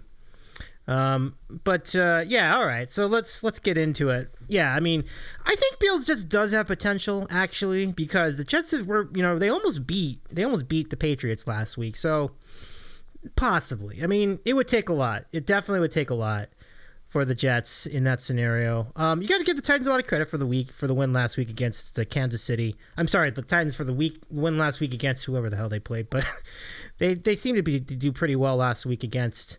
Was it Indianapolis? I'm trying to remember who they beat, but yeah. Okay, cool. So, as the panel were requesting, I'll go ahead and put the. I think that's true. Like, it's the Seahawks. They're in Arizona. The first place Seahawks. True story. Yeah, that offense is legit. That offense is the real thing. I think you guys, you've all been on top of this one. So let me figure out where this is. Go to 506 and figure this out. They are on. Yeah, you could even put Chargers Falcons on there. We just talked about. I don't know. That's an interesting call. I don't know. I mean, I think I like the Falcons. But the Chargers just don't seem like a good team. That's why I'm kind of stuck with. I don't know. That's an interesting question. I don't know. Okay, so let me go ahead and let me update this chart for a second. Just give me just a second. I can do this. So, but yeah, this is what we got. We got Bills versus Jets, Vikings, Commanders. You know, I don't think that Heineke's a good quarterback, but I do think that he's a better fit for this team because they seem to really like him and they just play more cohesively when he's there. And it bore out. If I had known that Heineke was playing, I would have absolutely been on the Commanders with the points.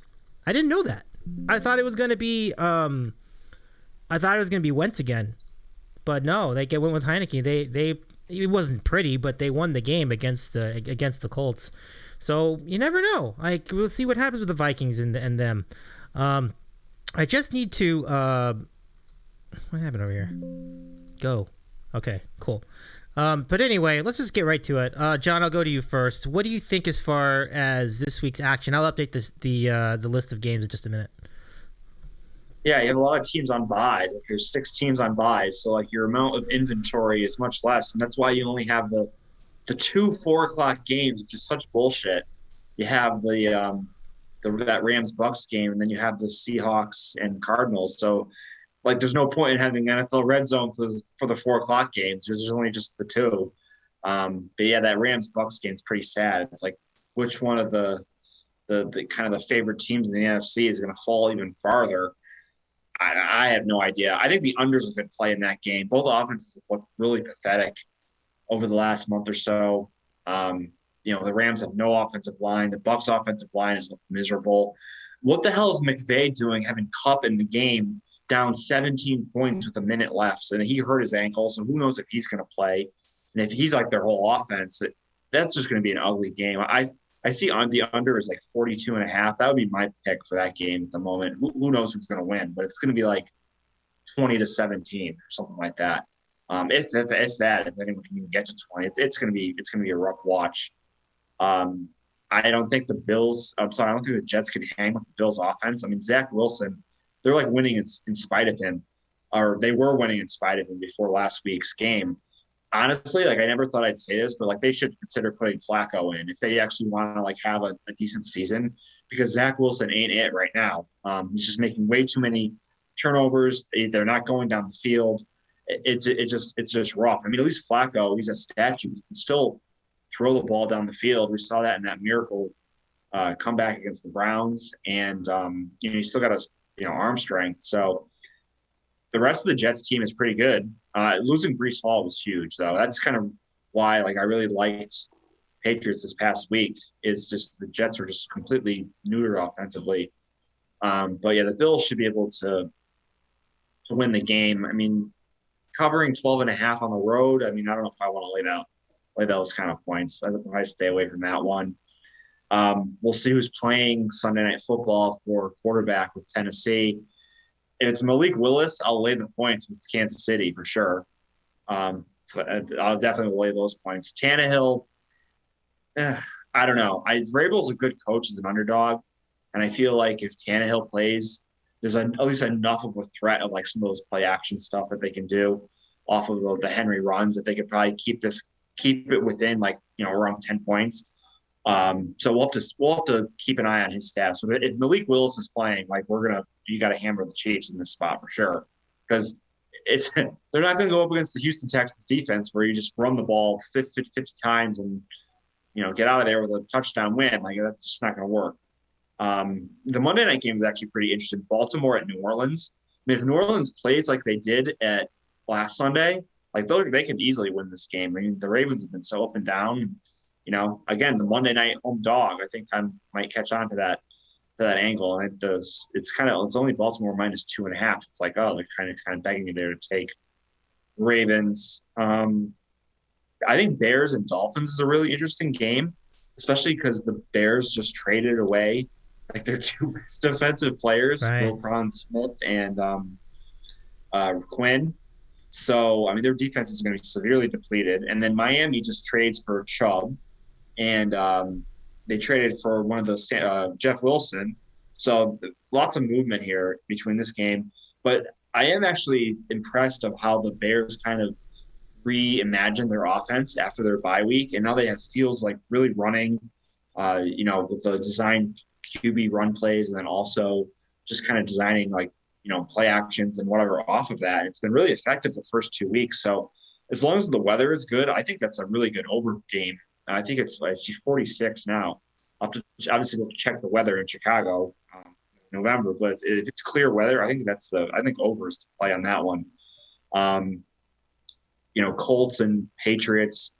Ellinger's going to start again. I saw Jonathan Taylor might not play. If that's the case, I don't know how the Colts are going to score in this game.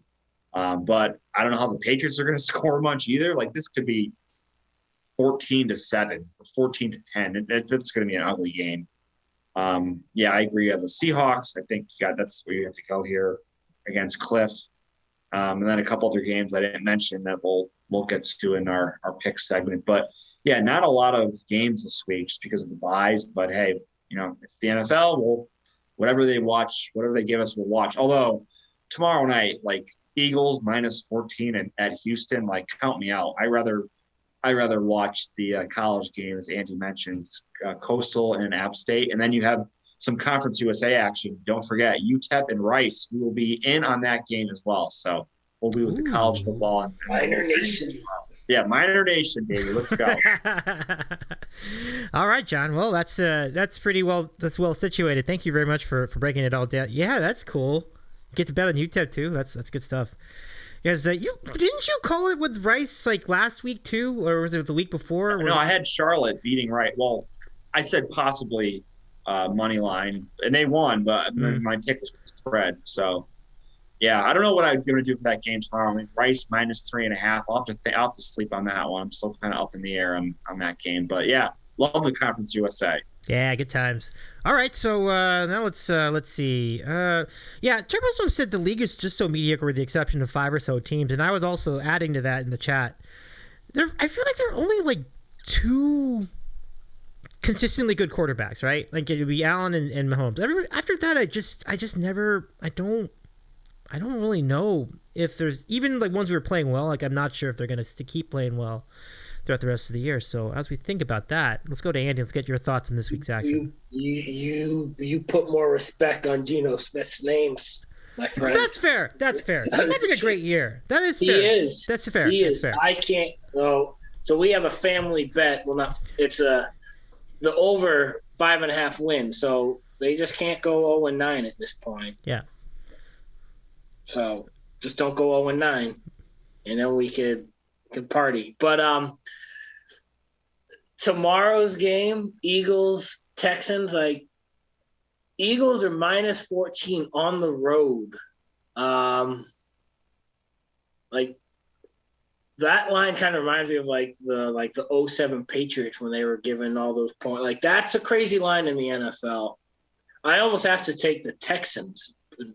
I've taken the Texans way too many times this year. I'm sorry. Like I suck, but I can't help myself sometimes. I can't quit them. I did take Tennessee last week. Malik 6 out of 10. That's not going to get the job done against the Chiefs, but they got away with it against the Texans last week. But this upcoming week, I mean, we're gonna be on the couch from 9 a.m. to 8:30 p.m. here watching these games. But in terms of on paper, like these juicy games, like Rams and Bucks was penciled in when they made the schedule as juicy, but I don't know. I'll probably take the Rams just because I've taken Tom Brady. I took Tom Brady last week and he looked like dung, and I don't know. But then you're taking McVay, and he keeps saying the same thing week after week, like, oh, like the plays are there, we just have to make them. Like, well, it's a 2-part question, man. Like,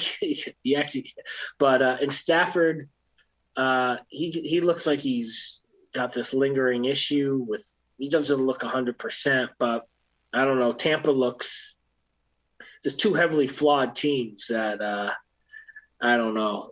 But we're going to make a heavy bet because it's like the Sunday afternoon game. And we're going to be sinking or swimming. And then, the other game at that same time is Seahawks-Cardinals, and we'll talk about that when we make our picks.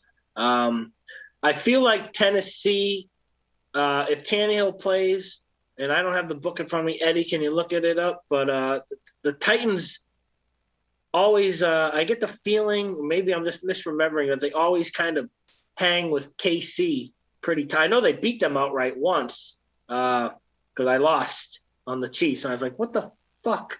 What the hell are the Titans doing? But I don't know. That's a 12.5-point spread right now based on the uncertainty of the quarterback situation.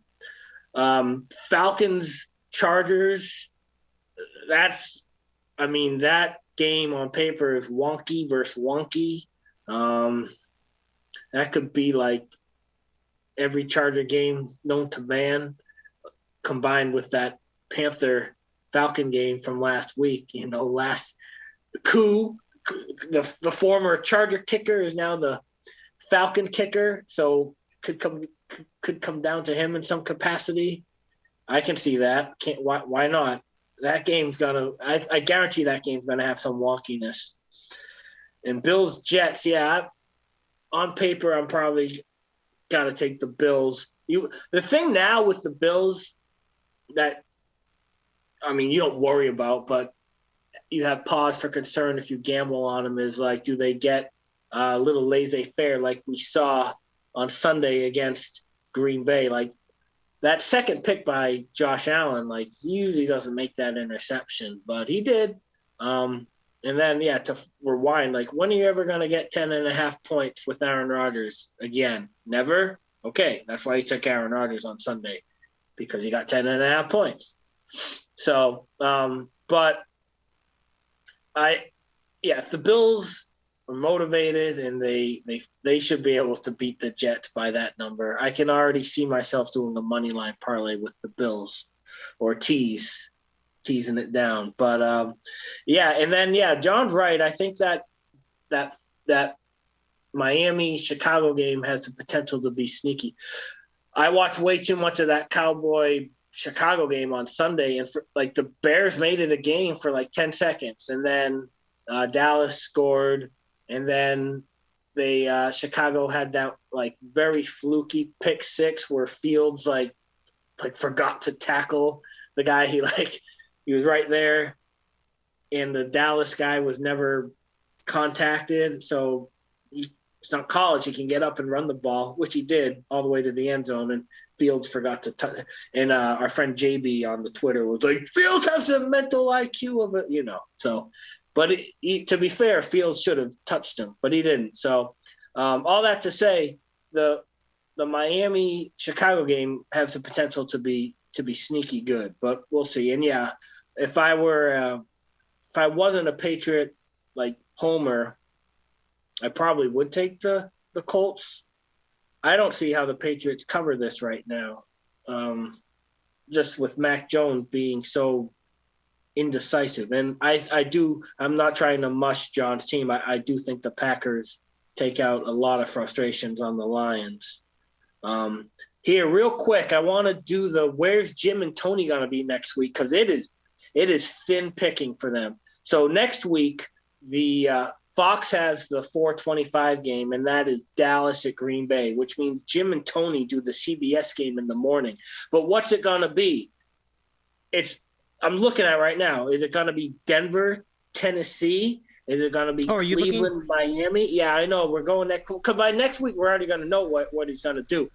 I'm just asking you guys. Next week, Jim and Tony. Is it going to be Denver, Tennessee? Is it going to be Cleveland, Miami? Wow. Is it going to be Houston, New York Giants? These are all the CBS games. I looked them up. Or is it going to be Jaguars, Chiefs? I don't know. Maybe it's Jags Chiefs. I would say the Jags Chiefs or Dolphins Browns. Those would be my two guesses. Yeah. I'm gonna say Deshaun Watson was back, it'd be Dolphins Browns without hesitation. But That's rough. Yeah. That's rough for Tony and Jim. I know because I just wanted to ask you guys, because by next week we'll know. They haven't never like taken a week off, right? Like they would just not use them for I a was week. thinking about that because sometimes Joe Buck would get the week off. Yeah, because when he was doing his baseball and everything else, they would but would they really just tell Jim and Tony, take a week off, we'll see you in week 11. Yeah, because I was thinking, because I'm such a loser with these things. So I was looking for Thanksgiving week. So Tony and Jim do Bills Lions on Thanksgiving morning for the West Coast, but at noon for the East Coast. And then I was looking at that Sunday of Thanksgiving weekend. So Fox has the late window, and that's Rams at Chiefs, which means Tony and Jim would do Sunday at 1, and the Sunday at 1 CBS inventory is maybe it's Bengals Titans. It's probably Bengals and Titans, just looking at it right now. Man. Yeah. Tough sledding. No one's feeling bad for Nance and Romo, but it's like you see, completely unrelated. Nance is he's no longer going to parachute into college basketball anymore. So this is going to be his last Final Four. He's going to hand it off to Ian Eagle. It's going to be the CBS Final Four guy starting in it would be 2024. And honestly, I think it's a good move. I think Ian Eagle deserves it. He's a really good college basketball play-by-play guy. So I can't disagree with that decision. Yep, I love Ian, the Birdman. Yep, he's great. And his son is doing like college football and even did an NFL games. It's crazy. He sounds and looks just like his dad. Noah. It's crazy. He's good. Yeah, he's good. Like, I think that's the biggest thing is that even though you would think that there's a nepotism scenario, but he's quality announcer too. He's no Jack Collinsworth. He's earned it. Jack Collinsworth. That's a name. I remember seeing. Yeah, that guy's a clown. So yeah, very, very, very cool to see that. It's nice to see the legacy continue, and that's good. Yeah, I agree. I mean, because Nance was barely doing anything at that point with college basketball. Like he used to do like 1 or 2 games before. He would just come in for the Big Ten tournament, and then he would just carry it over into the NCAA tournament. At least Ian Eagle, like you see him on a Saturday in February calling, a Big Ten game. He's doing it all year at least. So, definitely a good move. Definitely knows the sport better too, from my point of view, just because he does the nets like during the regular season. So so he's definitely a good basketball guy. So, great stuff all around. So let's now get to the picks, and we're gonna start. We'll keep it with you, John. Let's get your picks for week 9 in the NFL. All right, we'll go quick because this is gonna be probably the 2 ugliest picks I've made all year. But hey, we got to find some winners here. First pick, we're gonna take the Commanders plus 3.5 at home against the Vikings. I think the point you made about Heineke maybe not being the better quarterback, but he's like a better fit for this Washington team. There's just a chemistry that he has with the team that Wentz didn't have. Especially with Terry McLaurin. You should just see that connection late in these games. Like they just kind of have that, they're reading each other's minds on these critical downs. And, he's just been kind of hasn't done anything really. He's made a couple bad plays, but he's also made some really great plays in the clutch. And I think you're getting over a field goal here. I think the half is really important at home and to kind of continue the momentum that they've been building the last few weeks. The Vikings might be the most fraudulent 7-1 team in the NFL. I know they're winning the games and they play who they put in front of them, but like every single game is like coming down to one possession basically, and they're going on the road here. I think I know it's not much of a field advantage in Washington, but still, I mean, there's something to be said. Like you're not playing in your home environment. I think they can. The Washington defensive line has been really good. They can stop the run, and then put the game on Kirk Cousins. And we all know that's maybe not the the best plan for Minnesota. I just think this will be a close game, and we're going to take the 3.5, all the points here with Washington at home. Maybe even get the outright win, but hey, I'll take a field goal loss. So giving Washington plus 3.5. And then pick 2, man, this is really bad, but you know what? We're just playing kind of a system/theory here. We're going to take the Raiders minus 1.5 in Jacksonville. my two angles for this bet. Number one, the Jags coming back from London, not taking a bye. Every team that has done this so far has been trailing in the fourth quarter. Packers were horrible against the Jets the week after playing the Giants in London. The Giants, they did end up making the comeback against the Ravens the following week. They were down 10 in the fourth quarter. There were some other instances. I saw the stat, but I have to go back and look at the actual scenarios. But those are the two times it's happened, at least from the Packers and Giants game. So it's just a huge travel advantage for the Raiders in this spot. And then plus, you always wanted like kind of do the buy low, sell high. You couldn't go any lower than what the Raiders just did last week, getting shut out in New Orleans. So we're gonna flip them, or they're gonna flip it around this week, and they're obviously gonna give a much better effort. And then just in general, I mean, Jacksonville started off the season hot. I think they were ranked pretty highly in like the metrics, like the DVOA that you sometimes read about. It's like analytics based, all kinds of crap like that. Like they were in the top 10 of both offense and defense. And since then they've slipped they're like 25th to 30th in offense and defense. And they're just finding ways to lose games. And we'll take the Raiders on the bounce back spot, plus with the Jags, with the difficult travel scenario from London. I think it adds up to Raiders win. It's going to be ugly, but we'll take it. Vegas -1.5 and Washington +3.5 for week number 9 in the NFL. All right, John, thanks so much for those picks, and good luck to both of those. The Raiders would be continuing a theme of the Jaguars not winning close games, and you pointed that out to me, like, I think it was last week, and when we were talking about the Jags and the Giants, like, they cannot win a close game, and it happened again against Denver. I'm like, if you can't beat Denver in a close game, you cannot win a close game. Like, how can you not beat Denver? Man, that was rough. Anyway, let's continue the picks. We're going to go to Ron's picks next, and here's what we got for Ron in New Jersey, Week 9 of the NFL. It will begin with this. He's going to go to the sad sack matchup of the week, the Nance and Romo game on CBS, and he's going to... Wait, is this on CBS? Yeah, I guess it is on CBS. Okay, they do that. It is, yeah.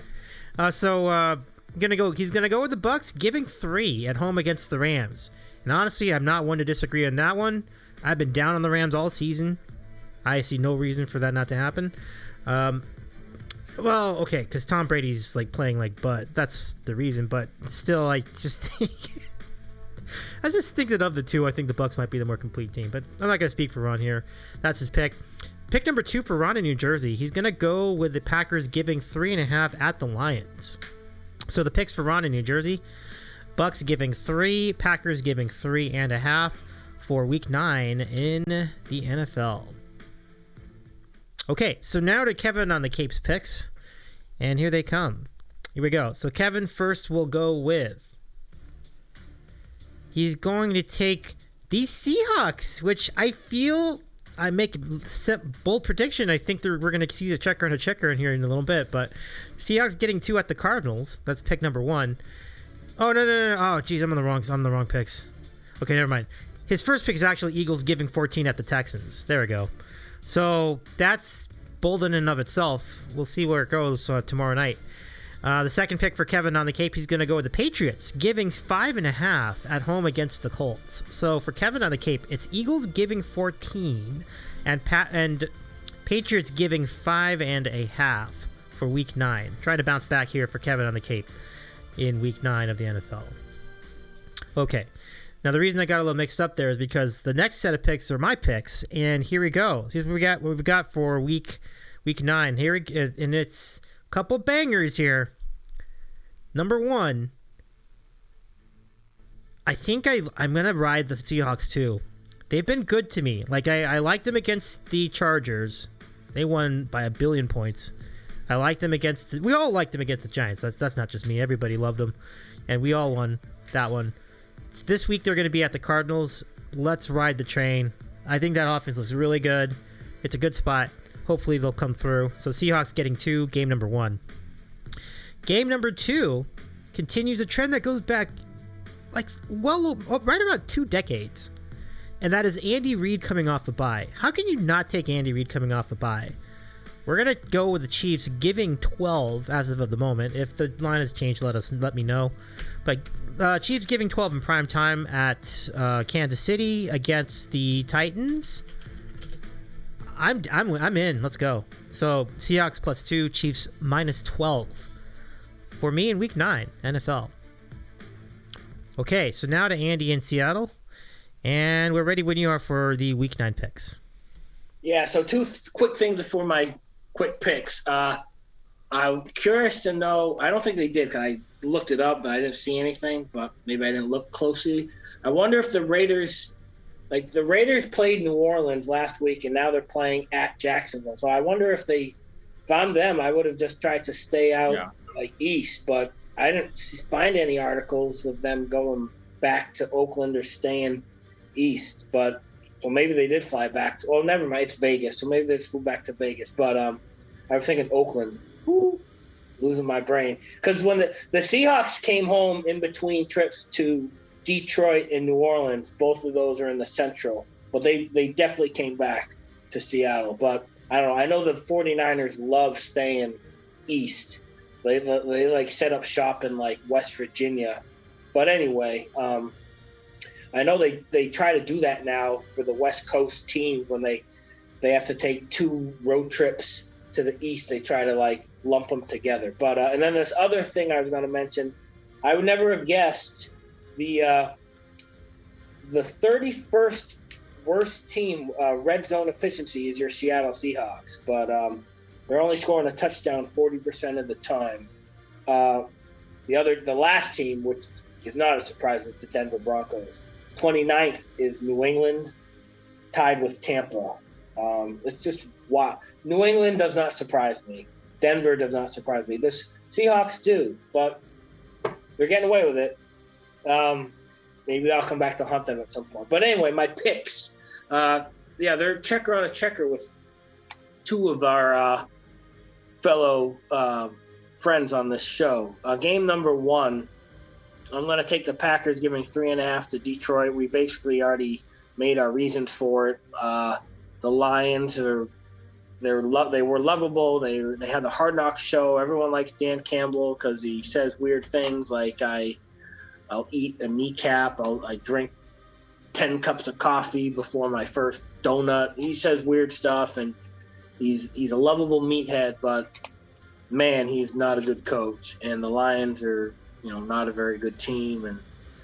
And Green Bay they have to be pissed. And Rodgers he's very moody, and his body language isn't rah rah rah all the time, but he's still Aaron Rodgers. And LaFleur, I mean, before the series, his regular season record is off the charts. They got to take out a season worth of frustration on the Lions. And I'm putting my money on it, putting my pick on it. So give me the Green Bay Packers -3.5, game number 1. Game number 2, checker on a checker with Dave, with the Seahawks getting 2.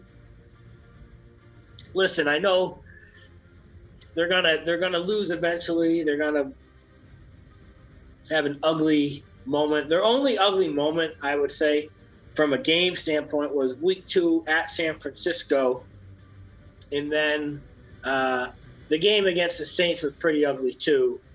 They lost 37-32. They didn't cover. They had that game won outright if they just played a little bit of defense. But I'm taking the Seahawks because it's an anti-Kingsbury pick. John's had this theory for a while. You take the Cardinals when they're getting points. You bet against the Cardinals when they're giving points. And that's what we're doing. The Seahawks defense is actually, they seem to be trending and playing a little better. They're not getting gashed every play like they were in September. If you've watched the Cardinals all year, the other thing I'm probably going to do, I'll probably bet Seahawks first quarter and first half like a complete degenerate, because the Cardinals traditionally have come out flat as a pancake every single game this year. And they just show Kingsbury looking at his freaking chart Like, he has no idea what's going on. And then someone has to tell him, hey, Cliff, it's Sunday, and there's a game going on. Oh, okay. But, Pete and Gino, they're having a great time, and just the vibes are just, they're well. And I know a lot of, like, people thought the Giants were going to win last week. Like, our friend P. Dot, who was he's a New York Giant beat writer. He was interviewed by the Seahawk or the Seattle radio guys. Never mind. He was just like, the only way the Seahawks can win is if they run the ball well. The Giants, on the other hand, they can win if Daniel Jones throw. But anyway, go Seahawks +2, Week 9 NFL. Let's do it, Andy. Thanks again, and good luck. Yeah, I think I mean, again, I don't want to mush anything, but I think that it's really neat to see where we all are at as far as where we're leaning with all these games. I think there's definitely, as you go through the season, it gets easier and easier. I'm not gonna say easier, but you can get a better idea of like where teams are. So it's pretty good. It's some pretty fun directions to go. And so here we go. We're gonna go ahead into week 9 of the NFL, week 10 of college football. Brian Harsin was fired over the weekend. I don't know if you all have anything to say about him. He was just a disaster from the jump. Like he was just. It just felt like I was reading the college preview magazine and they were talking about him getting on the hot seat. He's not even started yet. So I don't know. John, do you have anything at all to say about Harsin? He was a clown. Like I think we all kind of called it in a way. It was just a bad fit from the start. Like, I don't know if he had any Southern ties or anything like that. They just plucked him from Boise State. Like, all right, let's throw him in there and see if he can coach in the SEC. I mean, it didn't make any sense to begin with. So they tried to get him out after last season. He somehow survived. There's like an alleged scandal of him having an affair with some grad assistant or something like that. And they tried to get him out that way, but it didn't happen. And sure enough, season hasn't been going well, so can his ass. But yeah, it was just a bad fit from the start. So we'll see where they go from here. The rumors are they're going to be paying a lot of money maybe for Lane Kiffin. I don't know if they'll make that move. We'll see what happens.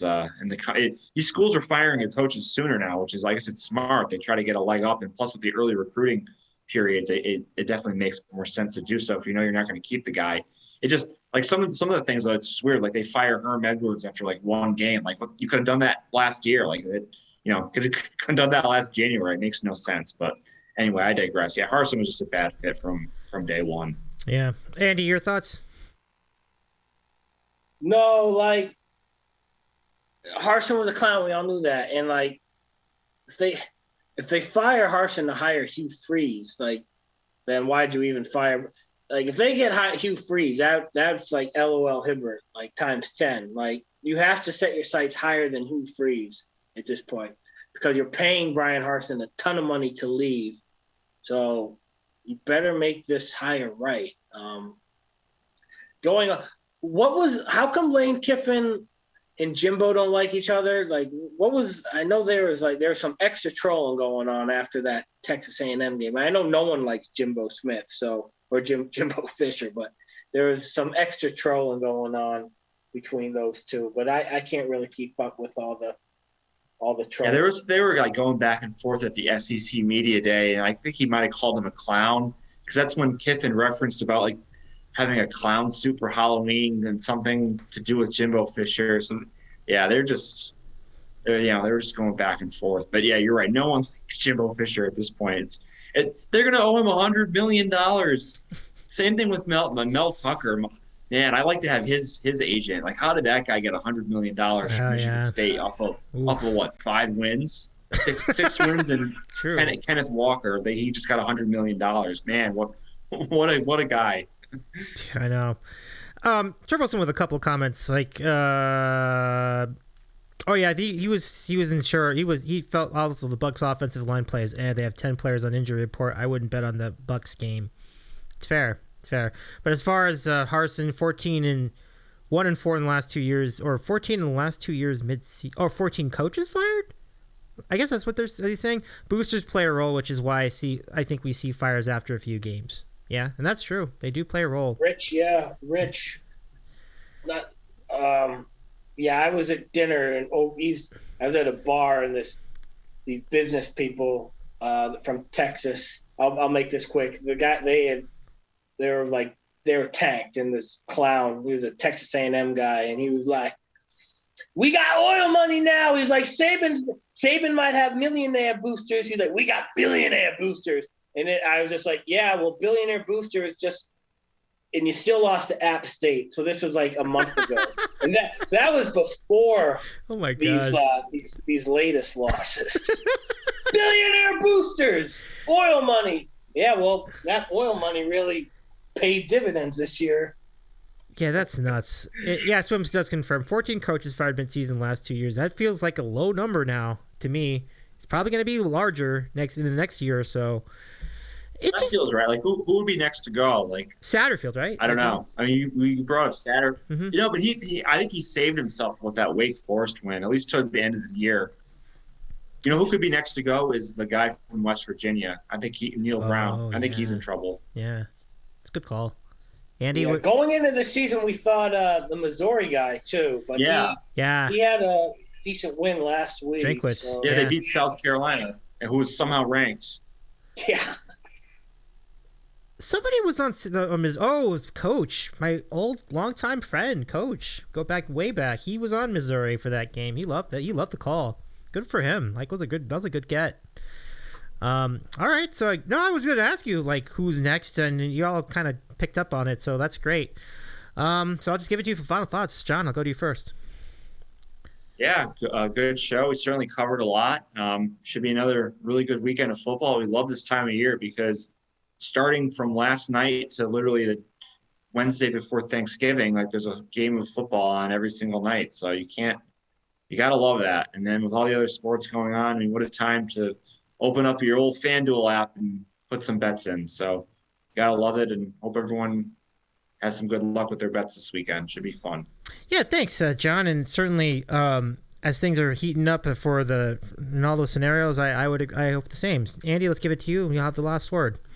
Yeah, so we got Mexican golf tomorrow. Victor Hovland going for his third win in a row down there. But that's all I have to say about the golf.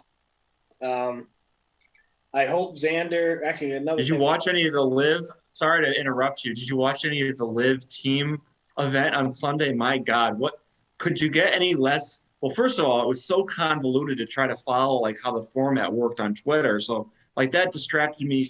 Number one to begin with to get involved, and that just had no juice whatsoever. And now I see they're going to be paying for airtime next year on Fox. I could see the plug being pulled on this very quickly.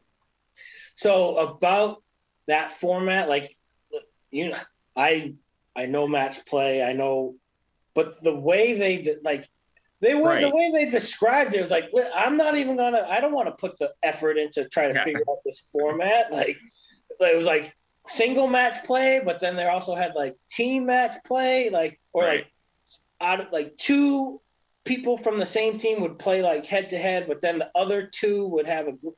It's listen, you're making it way too complicated, and the fact that it's hard to find anyway.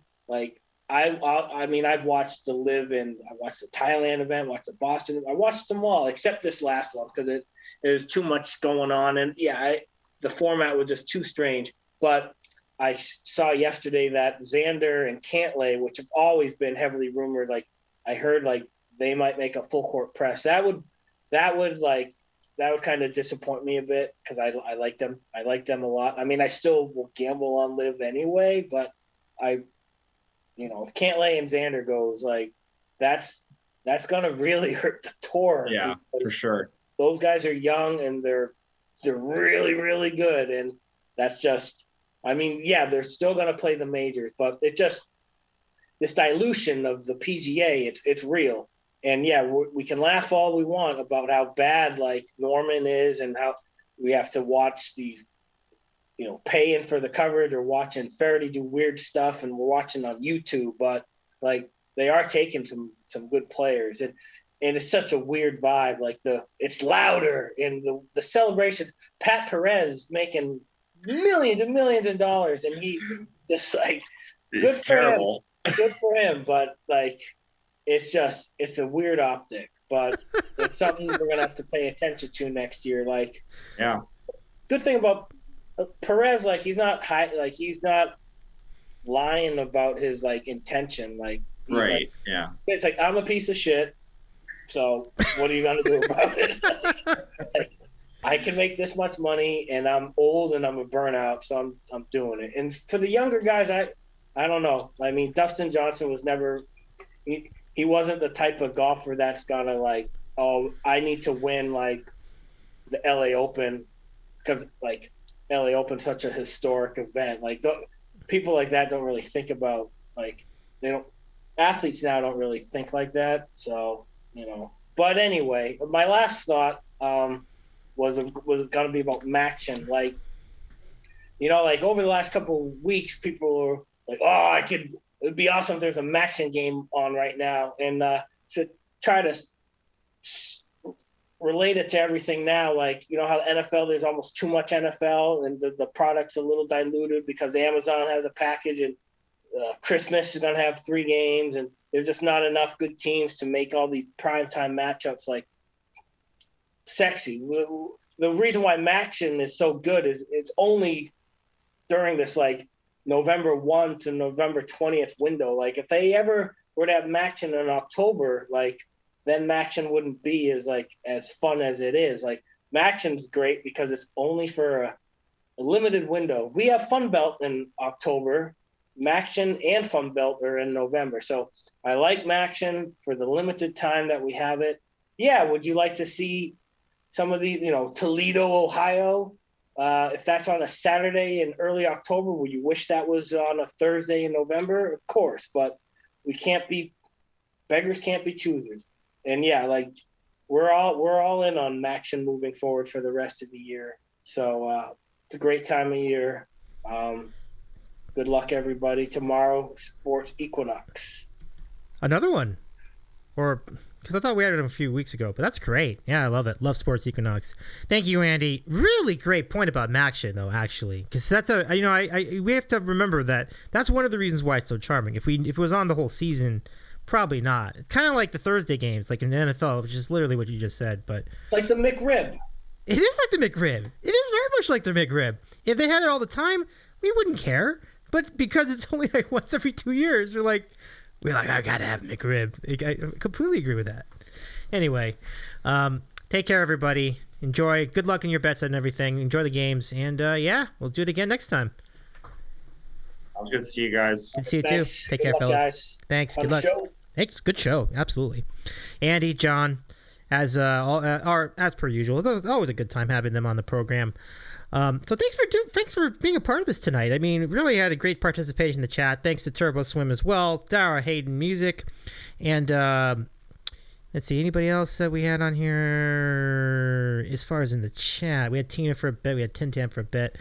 But I'm Dave Medina. You also know me as Davey's Eating a Sandwich. If you missed any part of the show, you can catch a replay on our podcast feed. Look for Sandwich Sports, or go to our website, sandwichsports.podbean.com. We're also on Twitter at The Sandwich Show, and we're also on YouTube, where you can find us. Look for us at Sandwich Sports, and you can catch all the replays of anything that you missed.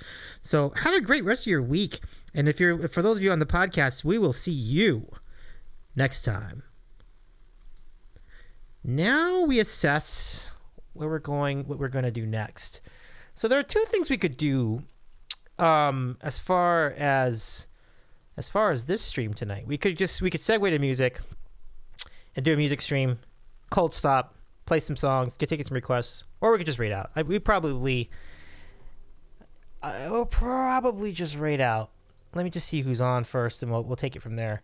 But yeah, it's just really, really good stuff tonight. I appreciate you all being part of it.